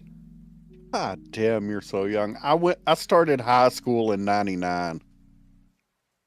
And you saw me playing fucking Hot Wheels games. I used to love fucking Hot Wheels. I had so many Hot Wheels, man. I used to bang them together. I had some of the tracks at one point. I don't remember which ones, but I know I had some of the tracks.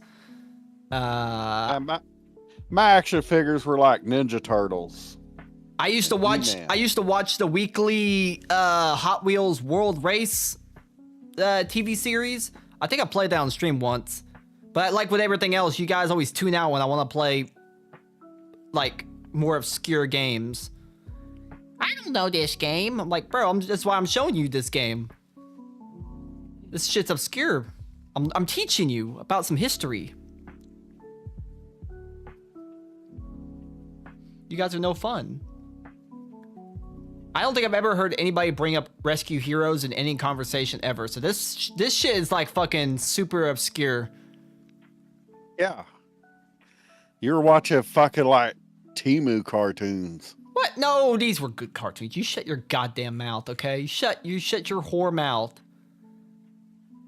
I was watching shit like this. Sweet Life of Zack and Cody. Hannah Montana was my tism for a while. Like I was really into that shit as a kid. You must have had cable? No, well, let me think. I think we might have had cable when we lived in some apartments, but then when we lived in the trailer, we didn't have cable until I think I was in middle school. No, yeah, I think it wasn't until I was almost in middle school that we finally got cable. I can remember how excited I was to finally get cable, because oh my god, I can watch SmackDown and Raw now? Holy shit. I can watch it all. And I can stop watching the same 4 episodes of Zack and Cody and Hannah Montana that they would show on whatever they had on like channel 13, I think it was, on Saturdays in the morning. They would show some like stuff from like Disney Channel, but it was always the exact same like handful of episodes. Shit was great. These are the little things in life, man. How many bottle caps do you think a chicken can balance on its head? I don't know.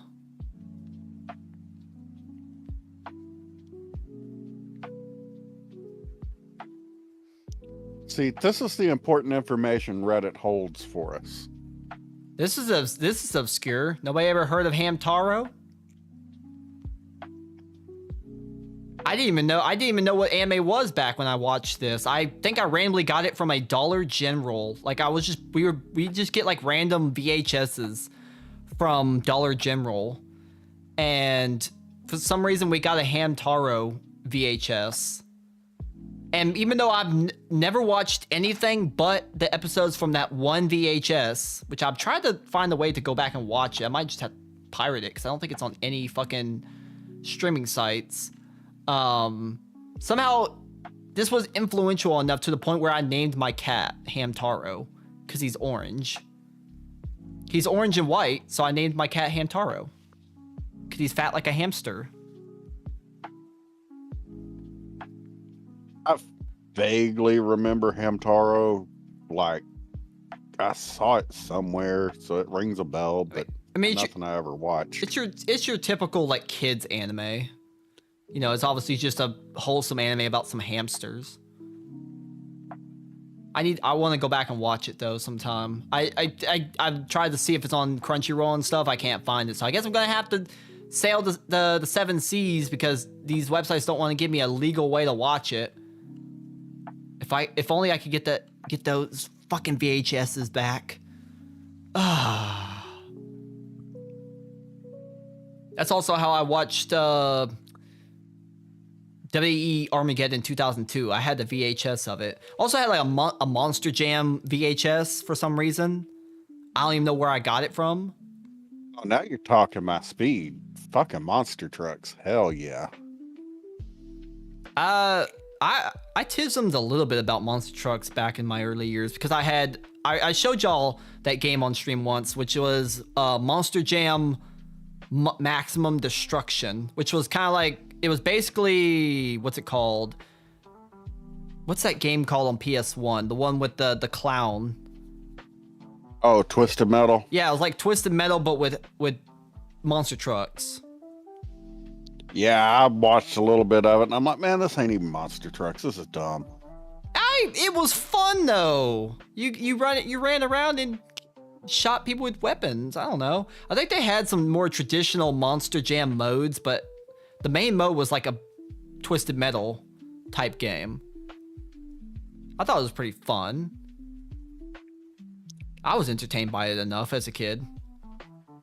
The thing easily entertained. Well, the thing that never made sense to me is the game was called Maximum Destruction, but Maximum Destruction wasn't in the game.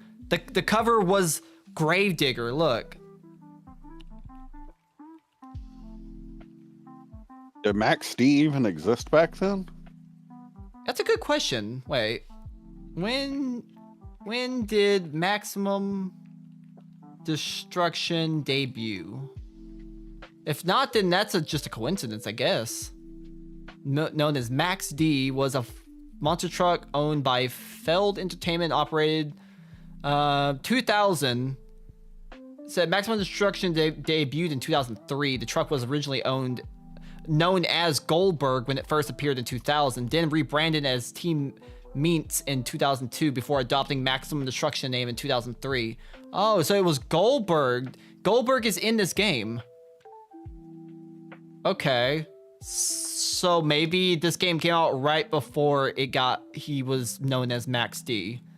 Because Goldberg is in this game. I do remember very, very vividly that Goldberg was in it. Okay. How are you just pulling out Monster Jam lore over here? I love freaking monster trucks. I always have. I almost got killed by Gravedigger one time when I was a kid. What? How? They were doing a show down here at the Expo Center, and my mom took me. I was maybe like 6 or 7. And back then, they didn't have all the safety regulations and shit, so we were sitting right down near the front.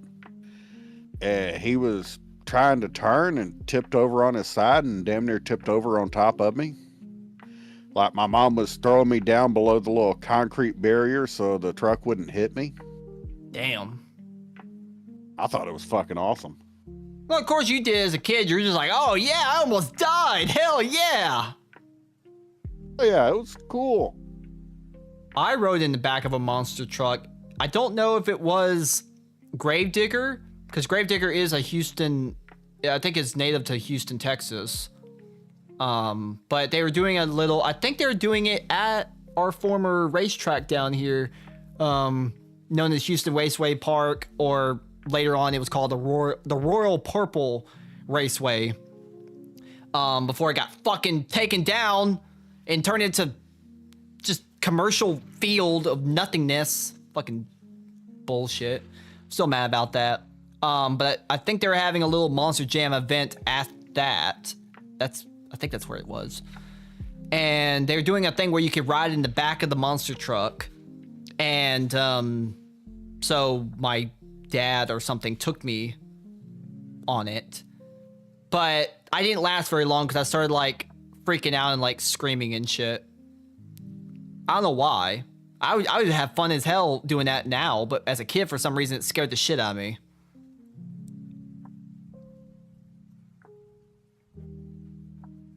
I was just a little... You were a pussy. Yeah, apparently I was. I didn't know how to have any fucking fun. Nowadays, I want to drive one. I feel like you just tip it over, just like you do in fucking Outbreak with the damn Jeep. Maybe, but it would be fun. Yeah, Monster Jam's not even fun anymore. They don't crush cars because it's too dangerous. All the monster truck stuff is too dangerous. You gotta go to like the more local hillbilly shit.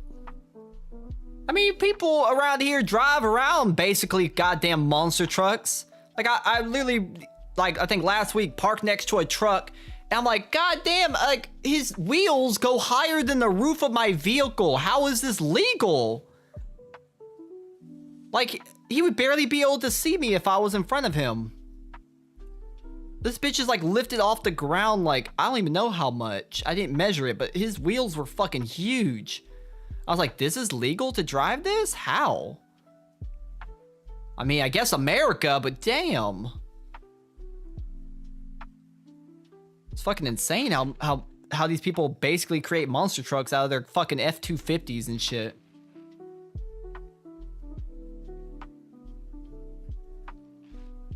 I always said if I was rich, I just had money to blow.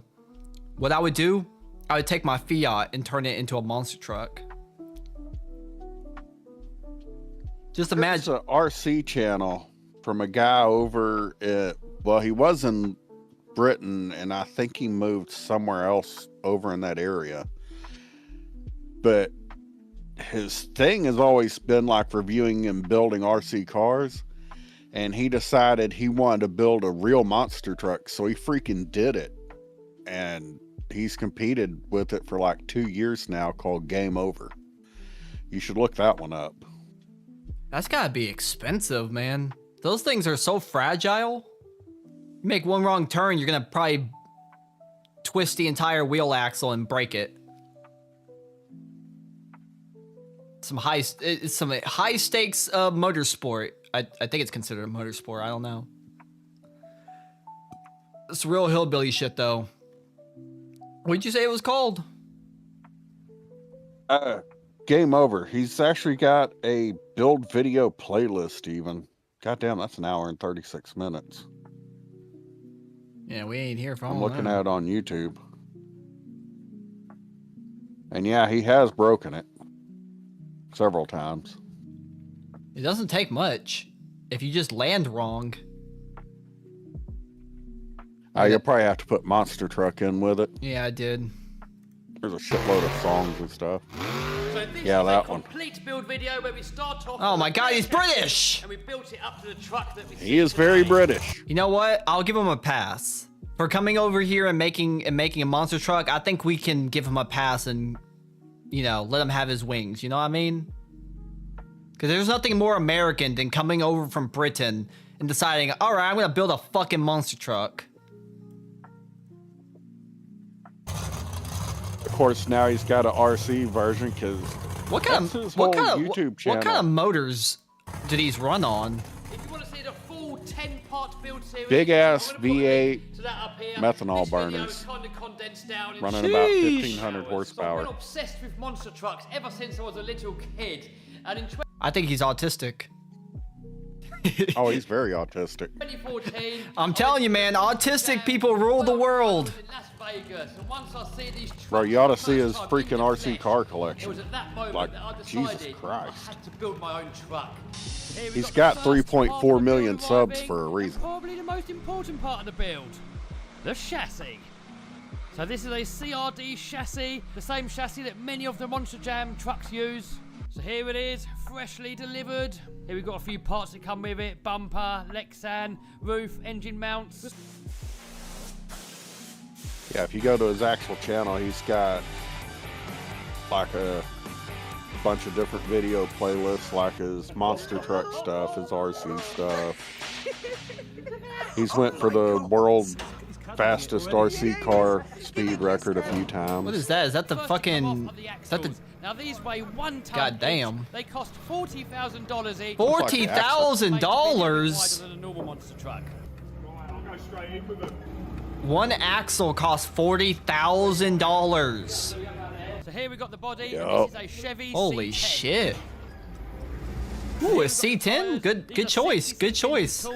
I'm pretty sure that's what my grandpa had. I think he had a 1972 Chevy C10. He got rid of it, unfortunately. But it was pretty badass. I do like those square body trucks.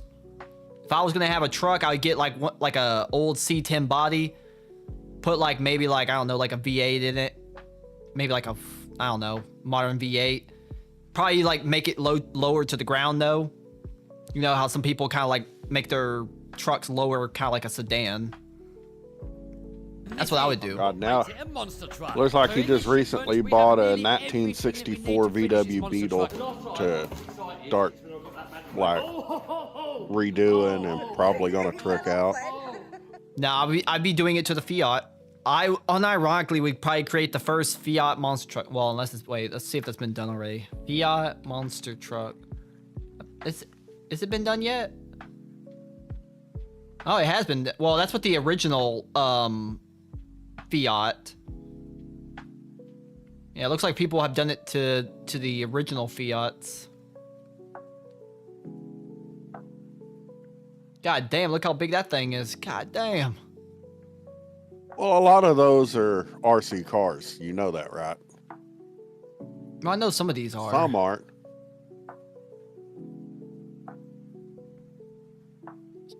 Or I would do something like this. A big ass off-road build. Would be definitely a challenge though to get an engine big enough for that in there. There's You not. can actually do that with my bug. probably With the engine that's in it. There's. Are you sure? How much horsepower does that thing have? Like 60? The bug? Oh God, no! It's got more than that. It can't be much. Isn't it like a 3-cylinder engine? No. You have an old bug though. It's gotta be like a 3-cylinder. No, it's not. It's a 2.0 liter making 115. Huh. Only a little bit more than my Fiat. The Fiat's a 1.4 making 100 horsepower. On a good day, that is. I don't think it's making 100 horsepower anymore. The thing's probably making less than that. But also, it's a stick, so you don't lose anything in the transmission. Look here, okay? Mine has an Aisin transmission. It's a good transmission. Aisin is who makes Toyota engine transmissions.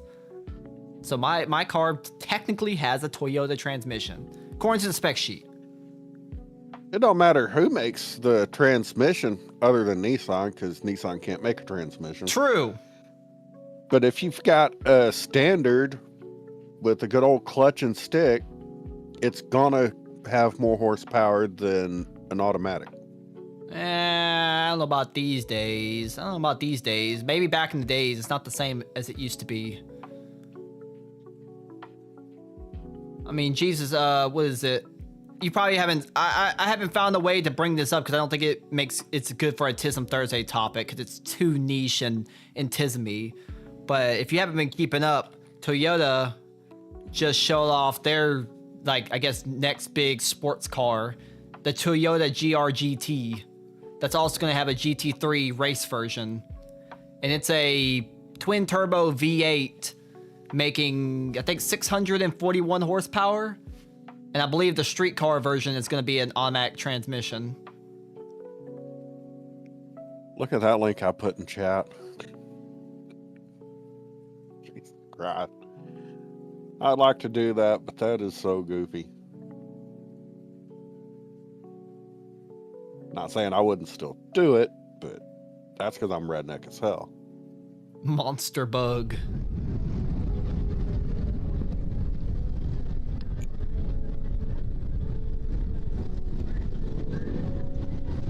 This is the most redneck shit I think I've ever seen.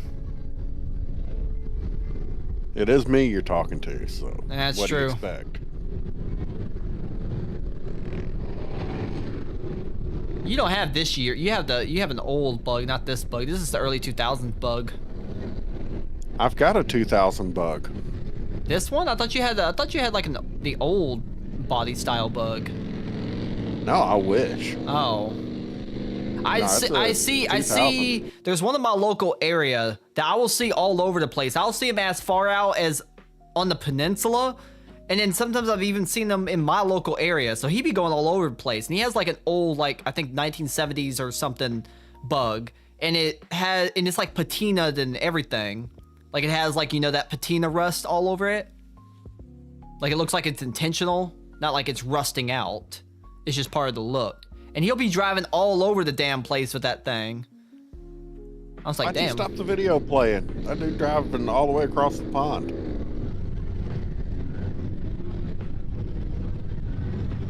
It just had to be ass shit. It just had to be a fucking lime green. Yeah, I don't like the color either, but look better if it was the black one I've got. Yeah, maybe like a darker green. Go for like a Gravedigger green. This is just fucking like Granny Smith green. Man driving a goddamn apple. That motherfucker's just straight floating. It ain't even touching bottom no more. Well, when you got tires that fucking big. I'm surprised he's not flooding it out. Because it looks like the damn engine's almost below the water. No, the engine's up there under the hood. What do you mean? I thought it's always below. No. Well, I mean, something's is mounted down there. I saw something with a fan spinning. That's not the fan. That's just the front of the axle. No, there was a fan on that bitch.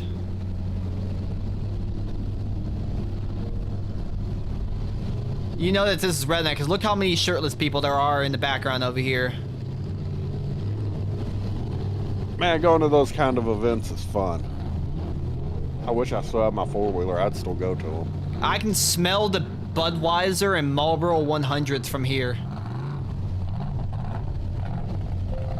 I was at Sam's Club today and saw they had Michelob's for $1 a beer. Michelob? What are you, gay? No, I like Michelob Ultra. Ew. That's my cheap beer of choice. If I want a little bit better, Shiner's got one as well that's No, it all tastes the fucking same. You cannot convince me. It all tastes the same. No, sir. I've tried Not all taste the I've same. tried so many different beers and I cannot tell you the difference in flavor. They'll be like, oh, this one has a hint of fruitiness to it. I'm like, are you sure about that?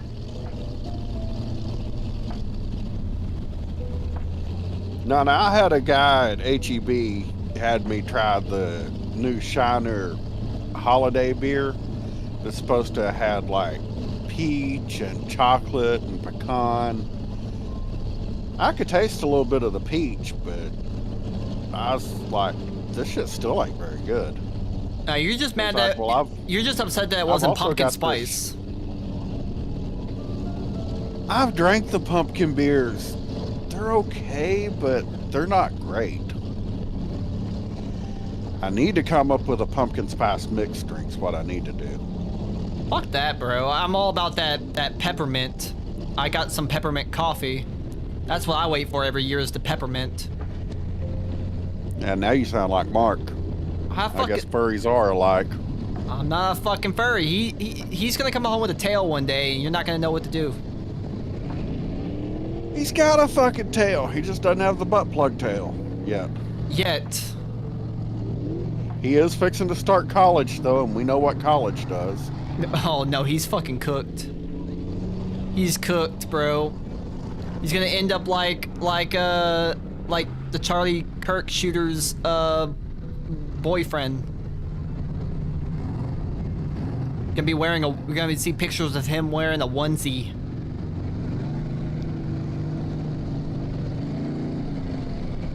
No, I'm gonna keep biting my nails, Adam.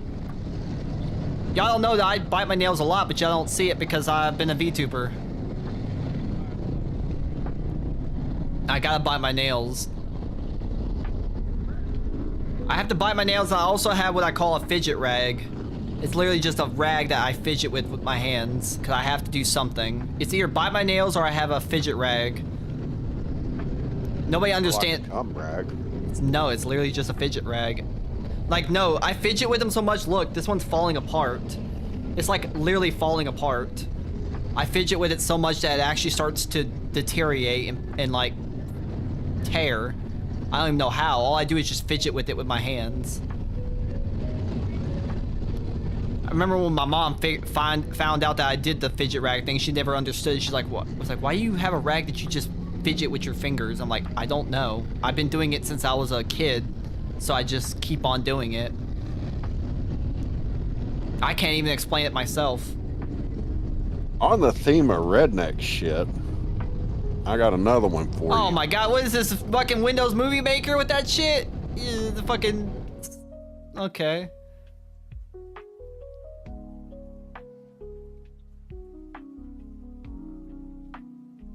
I saw this one the other day. I was kind of impressed.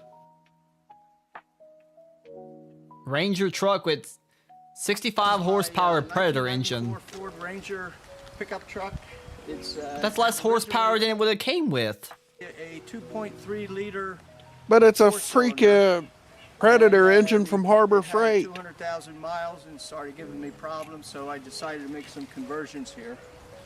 So the old engine went out, so you just decided to convert it to a lawnmower engine, essentially. Yeah. And it works. It just It's all works. steel, the original parts powertrain right now. This is the start. It's of gotta it. be It's so a, slow, 6.5 horse Harbor Freight engine, Predator.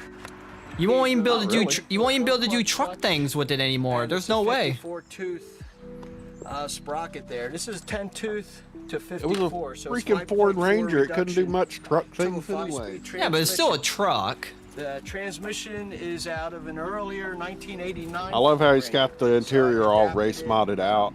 Use the same dry shaft.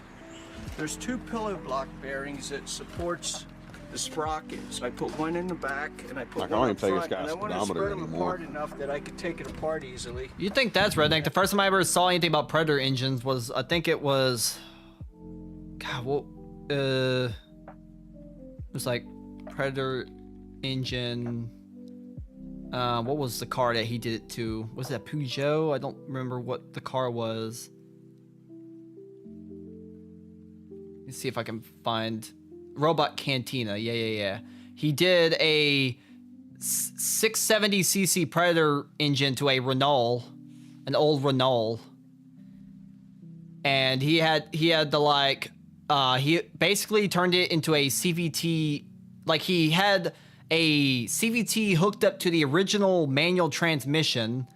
So essentially the car could act like a automatic, where you could like start it in second because the CVT had like a torque multiplier. So he was able to basically drive it around like it was an automatic almost, because of the little CVT thing he put in there. To this dude with the Predator Ranger, he's going 23 miles an hour. 23. Wow. Really fucking blowing the goddamn Uphill. sound barrier. Uphill in the mountains, though. I mean, that's impressive. Literally makes my car look like a damn speed demon.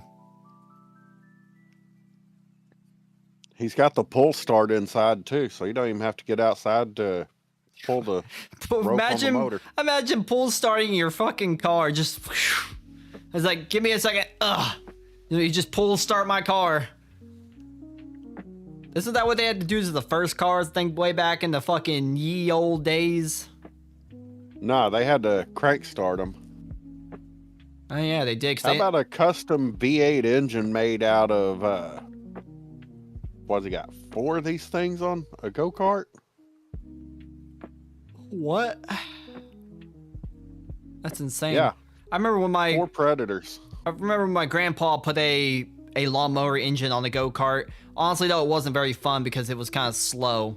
Versus, I think the previous go-kart we had must have had like a small motorcycle engine, because I can tell you it was a lot faster than the lawnmower engine go-kart. I think go-karts use motorcycle engines. Pretty sure, like small ones. I want a go-kart.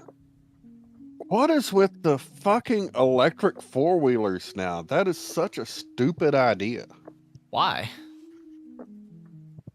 Man, that's something you're going to be taking out in the middle of bumfuck Egypt, in the middle of nowhere. If that son of a bitch ain't got a charge, you're fucked.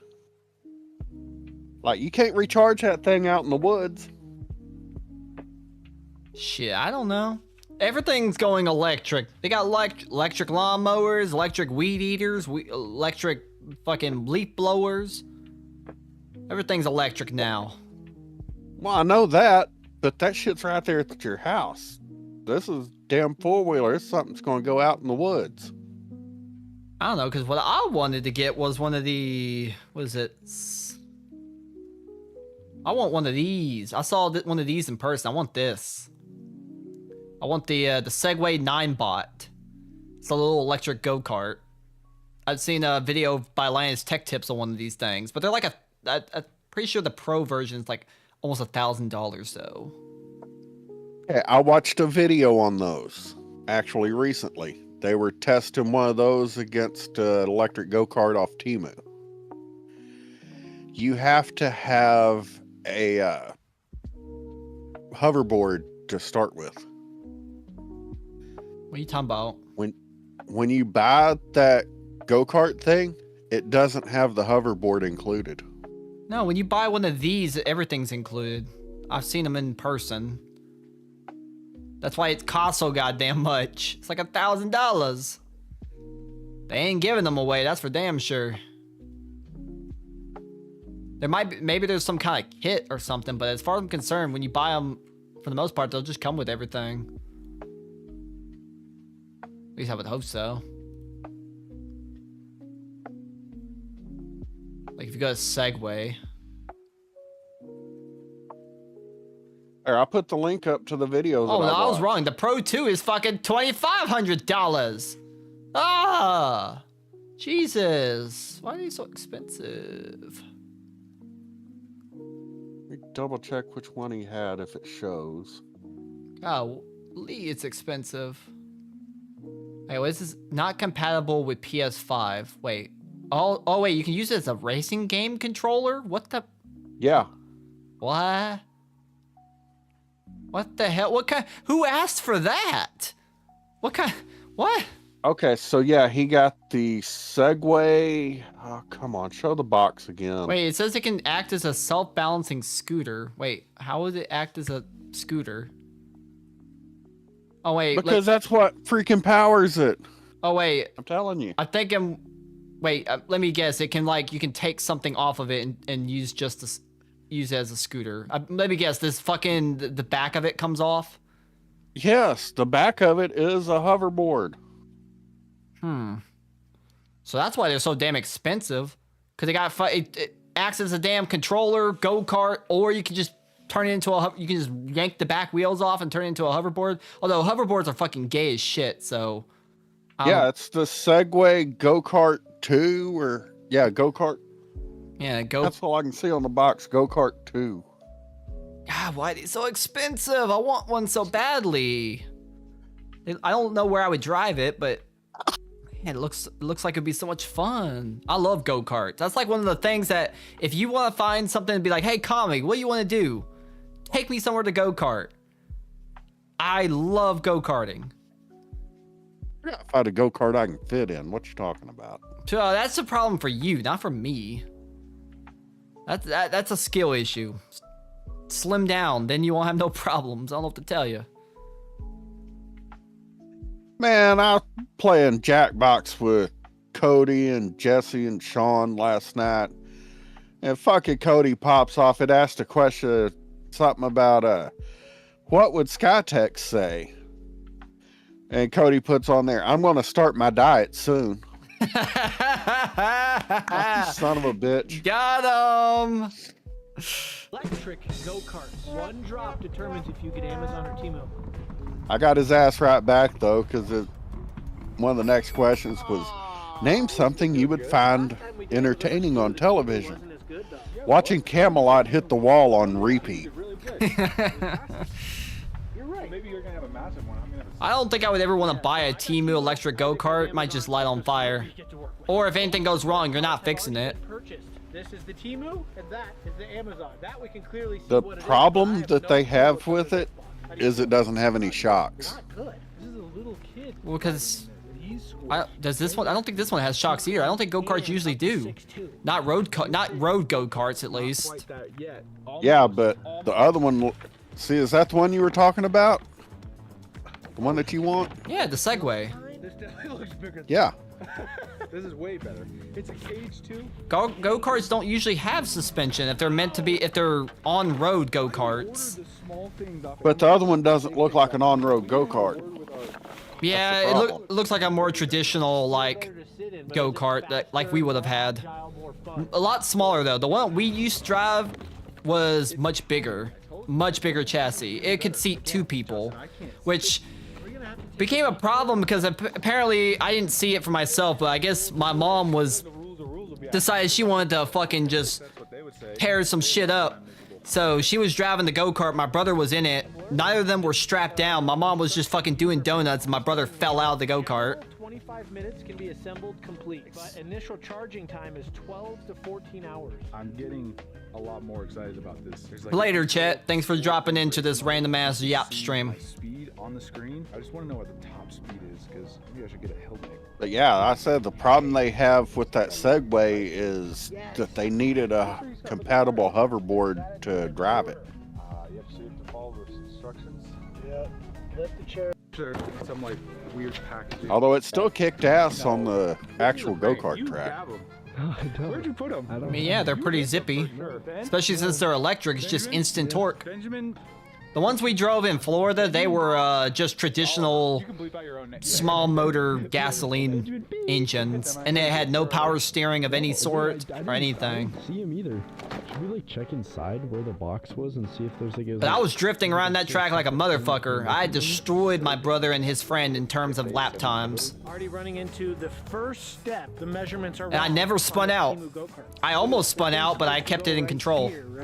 So you got the two things that pin together, and then you got these two. I watch this J Stu Studios a decent bit. They've always got some dumb shit that they're doing. Here, folks. So who did that error? I just wish I had more disposable income so I could buy dumb things like go-karts and whatnot. I believe this, but Isaac has run into a Well, if you tragic problem. started doing reviews on your channel, they would send you shit.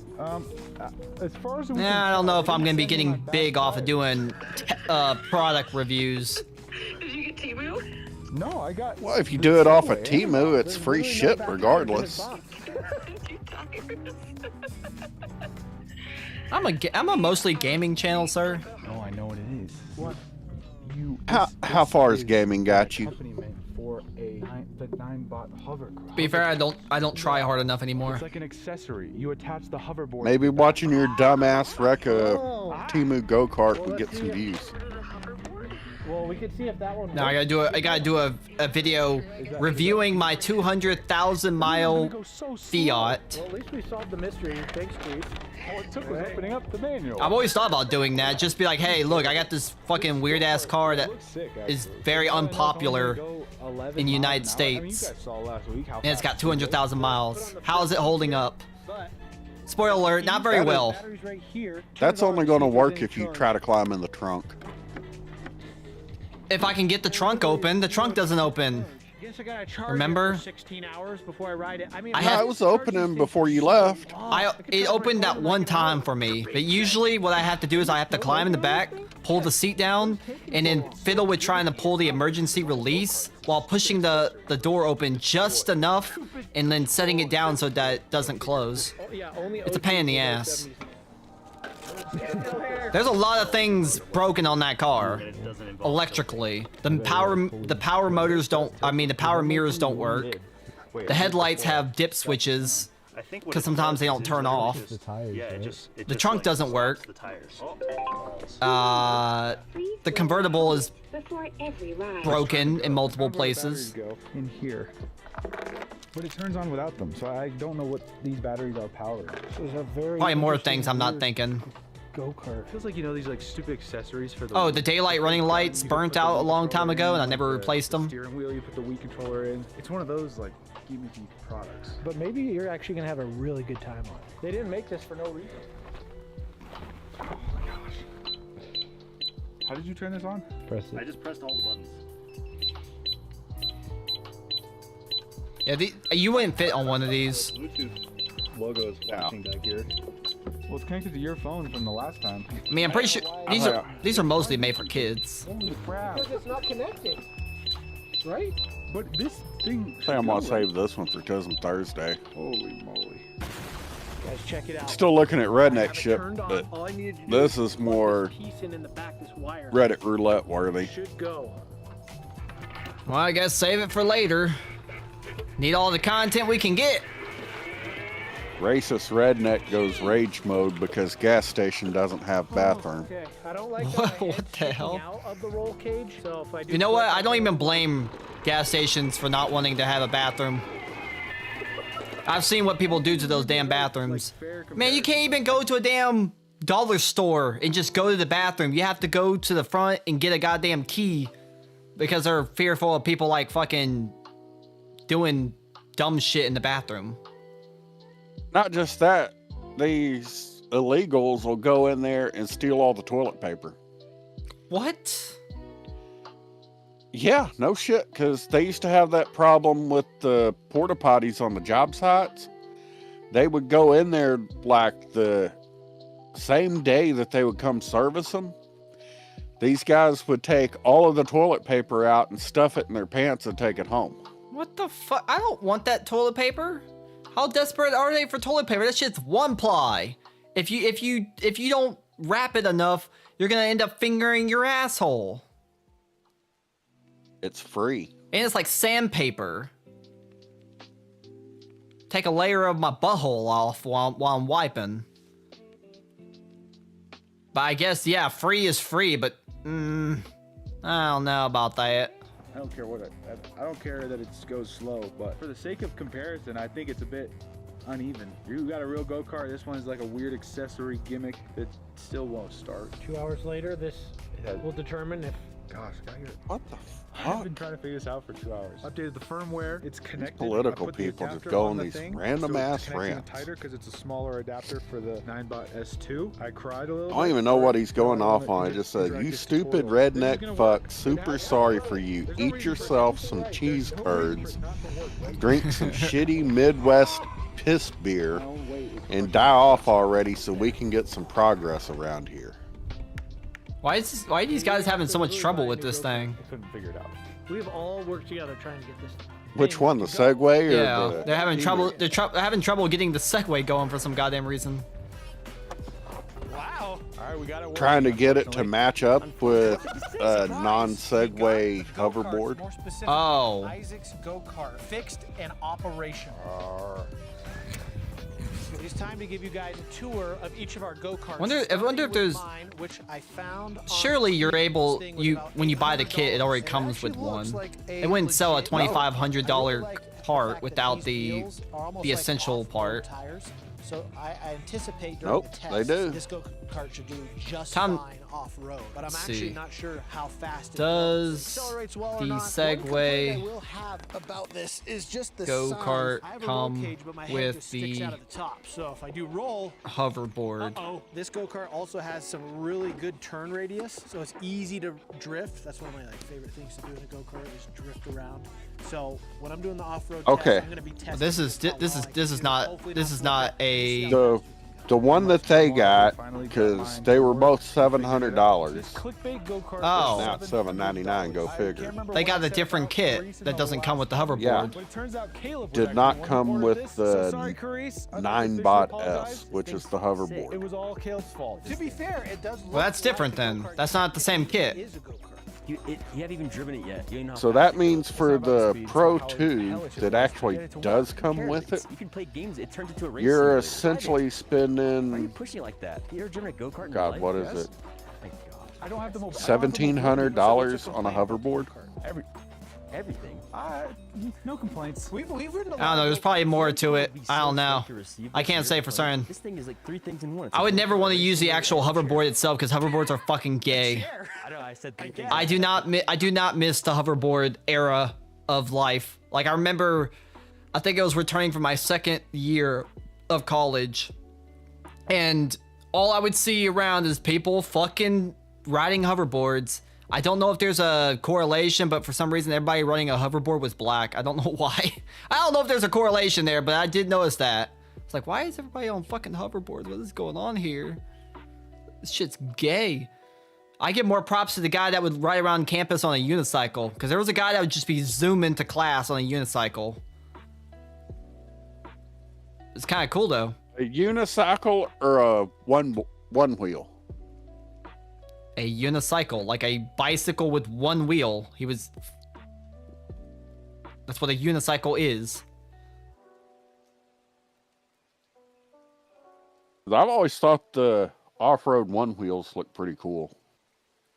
I don't know, you just had a regular ass unicycle and you just ride it to class. I'm like, okay, well, I guess that's cool. It's easier to carry around, I guess, than my bicycle.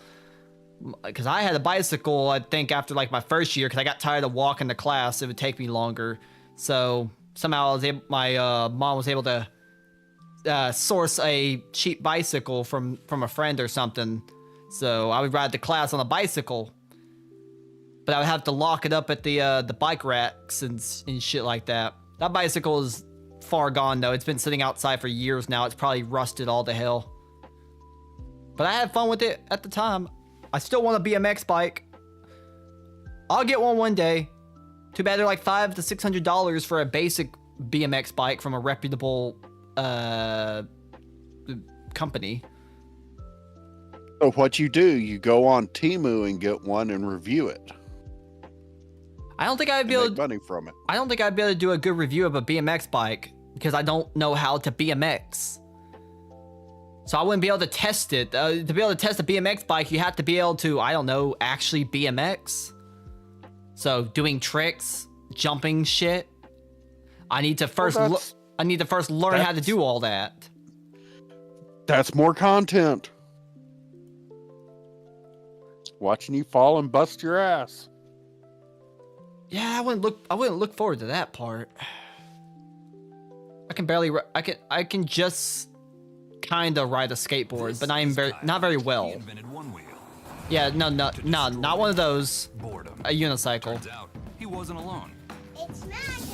See, this is what I was telling you you should get. Put a motor in the wheel, added lithium batteries, and programmed the That's board to almost as balance gay the as a board. fucking We've got pint hoverboard, diffusers, though. XR for shredders, but nothing for this guy. It kind of mixes the line between a hoverboard and a skateboard. So get a one wheel today and help destroy boredom forever. I don't know what the thing about the random dude with the VR headset. Yeah, is. I don't know what the VR slander is all about. Like, why are they slandering VR players? What does that have to do with anything? Apparently, they're retarded. True. Years back, I used to be interested in having one of those like Casey Neistat electric motorized longboards. Those always looked cool. I do have a longboard right here. Wait, let me pull it up on stream. Go to the big screen. I do have a longboard right here from Academy, an Element board, because I really like Element. So it's just a basic ass longboard. Although I haven't really learned how to ride it very well. It's actually harder for me to learn how to ride this than a regular popsicle board. I still haven't learned how the fuck you get on this thing properly versus a popsicle board. But bring your ass up here one weekend, and you and Mark can go over to the skate park where we fly down normally. Not that park where you met me at.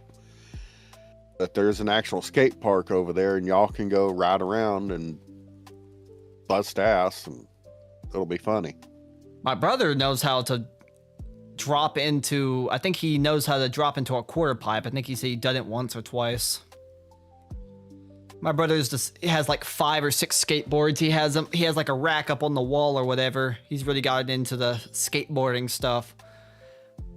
Me, I'm more into like go-karts and bicycles. I like bicycles the most, because I can balance pretty well on a bicycle. My balance is not very well. Redneck shit is eating cereal and drinking beer at the same time. You gotta get your most important meal of the day, which includes beer. That's some Sean shit right there. I just realized on the multi-chat, whenever you post a link, it like formats it or whatever. I never noticed that. Interesting. That's pretty cool. I better not post no porn. I have a feeling it doesn't know how to embed that. At least I hope not.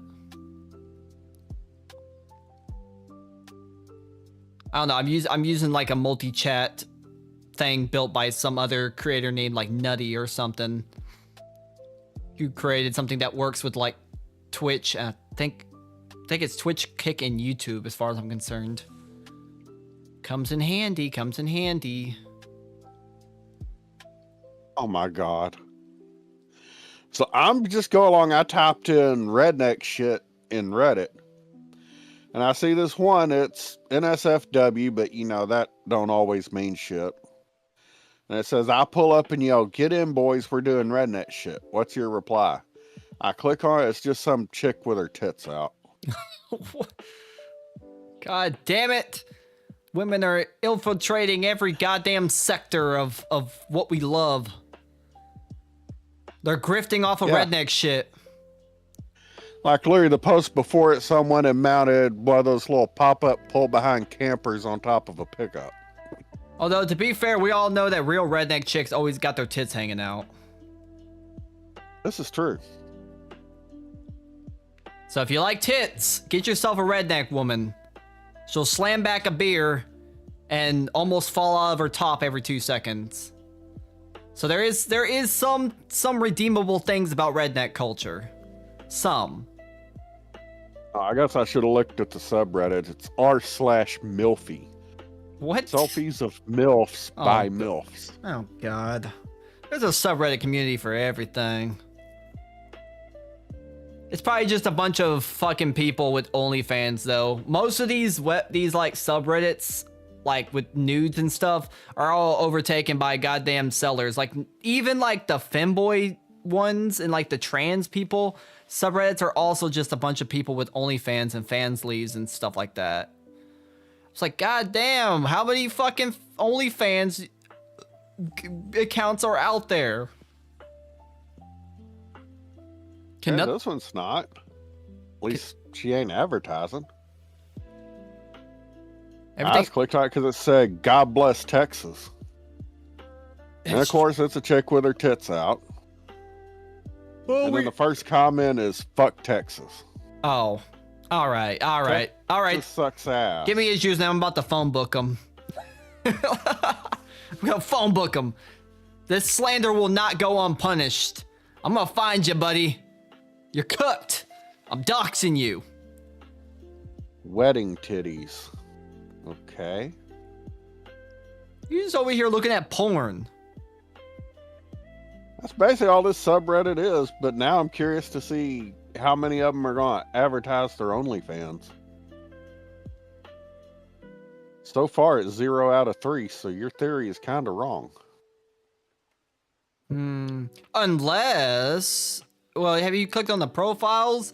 Because I think a lot of these subreddits literally say you can't advertise, like directly advertise your spicy links. So a lot of times they can't, but if you look on their actual profile, you'll probably see a link to like OnlyFans or something. Yep, my OnlyFans is on fire. All content is mine. Jewish hot mommy. What kind of niche is this? Check my website for more. Sexy MILF VIP. I don't know if a rabbi can fix that. That seems simple to me. Does she at least wear a yarmulke? No, and Fuck. she's showing everything. She don't even shave her beaver. Oh my god, Yahweh would be disappointed. God damn. And she's 53. Is she at least hot for 53? I would say so, yeah. Is 53 a MILF? Isn't that getting into GILF territory? Yes. Yeah, I'm pretty sure MILF stops at like 50. Once you hit menopause, I don't think you're a MILF anymore. Oh, here you go. I found some meat curtains for you. No, I don't want no fucking meat curtains. You can keep them to yourself. You're gonna make me gay because you keep showing me fucking meat curtains. Tired of she's showing her OnlyFans, or advertising her OnlyFans. I told Wedding you. Titties. Wedding Titties doesn't have it. Apparently she's just a hoe. Says she's happily married, though. Imagine being the husband, just allowing your woman to post all that. And if there's not an OnlyFans, it's just for free. That makes it even worse, actually.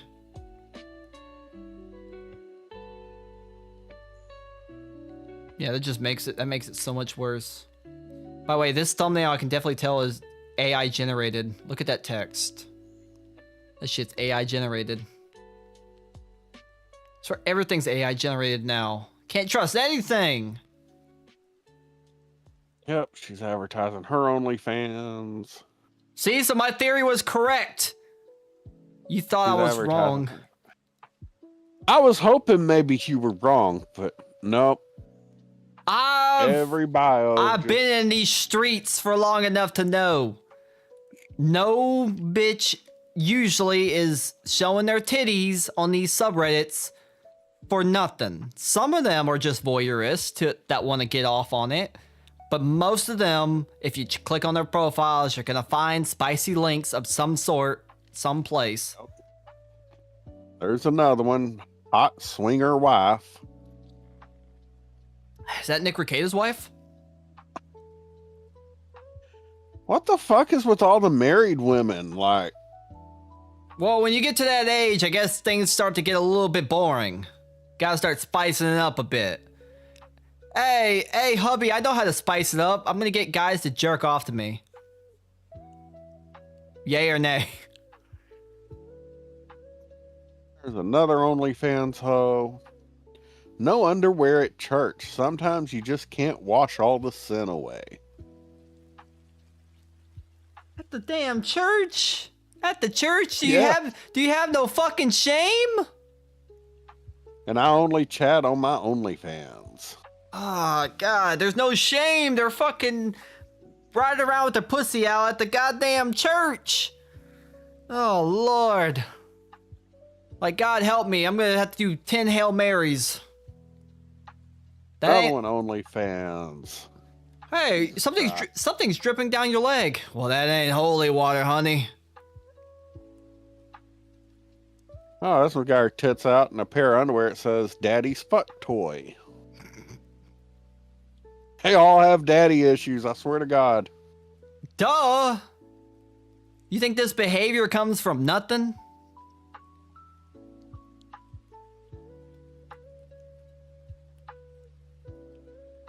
No, it ain't even American. Don't nobody want to see your old saggy milk bags, lady. God damn. At that age, I'm pretty sure most are gonna have saggy milk bags. Come on. Yeah, but this one's saggier. Like Jesus Christ. Get out of here. Looking like Boogie's tits out here. I mean, at least she ain't big like Boogie.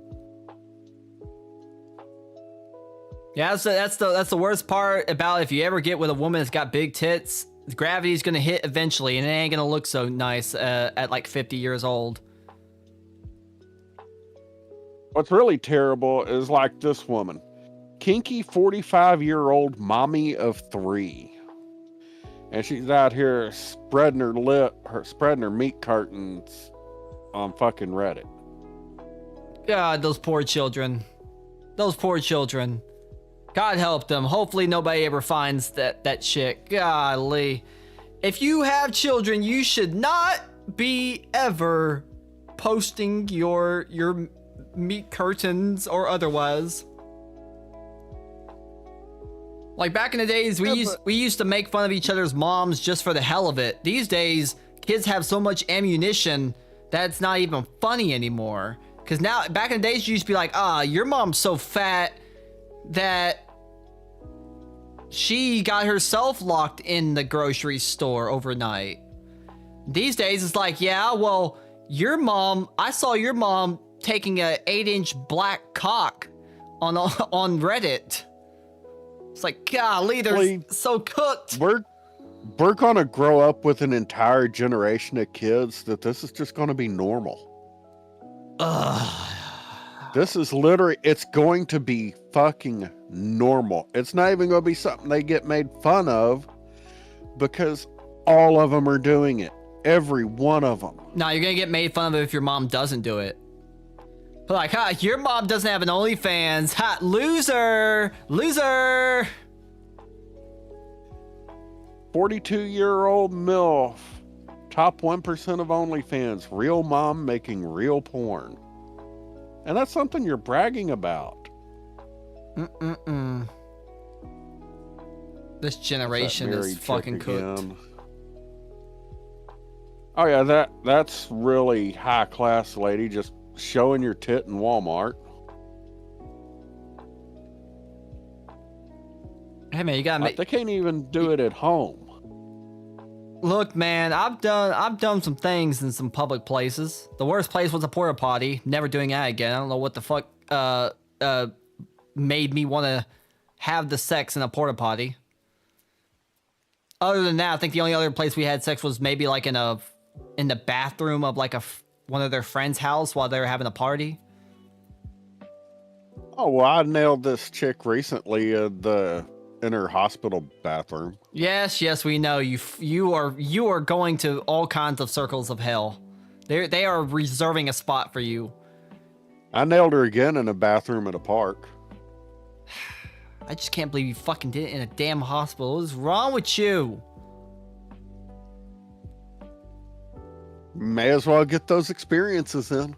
Bro, they're in the hospital to get help from the doctors, not get dicked down. I am a doctor. I was playing doctor. Come on, she had to have a examination. No, don't touch the sides. playing operation over here with her guts. Exactly. She was in the hospital. She needed her guts rearranged. Okay. I'm just doing my part. Sir, that's not a scalpel. Quit digging No, around in it's there. more like trying to do surgery with a freaking longsword. Surgery with the handle of a broadsword. Exactly. My God. Premium Snap available. God, people still use Snapchat. Oh, I was about to say the same thing. People are still doing premium snaps. That's what people were doing before OnlyFans. Oh, well, she's got her OnlyFans as well. Fit wife. So all these hoes are like married and got kids and posting their nudes all over the internet. What happened? Where did it all go wrong? I don't know. People just can't be sluts in private anymore. They gotta be sluts for everybody else to bear witness to. It is what it is. Men and women alike. Men are spreading their assholes and stuff, and women are also spreading their assholes and stuff. Thank God I haven't stumbled across any men spreading their asshole. I would throw up. I've seen videos.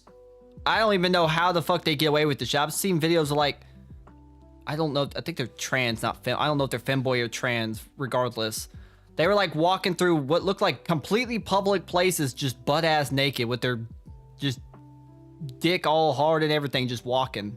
I'm like, this looks like a fucking retail store. How are you doing this? How are you doing this? They just be out there doing this shit. I'm like, how? There's some actual degeneracy to the max level. World's cooked. That's all there is to it. You ain't wrong about that. Let's see. It's like 1:30. I think I'm gonna get off stream now. I did all my yapping for today. I talked my shit. And then tismed Now off you into can other go things. on r/Milfy. Nah, I'm good. I'm good on that. I don't need to do that. I'm good on that. Anyways, alright boys. End of the stream. So I'll catch you guys probably tomorrow or the next day or whatever for regular gaming stream of some sort. I don't even know what I'm gonna play. Maybe something. I don't know.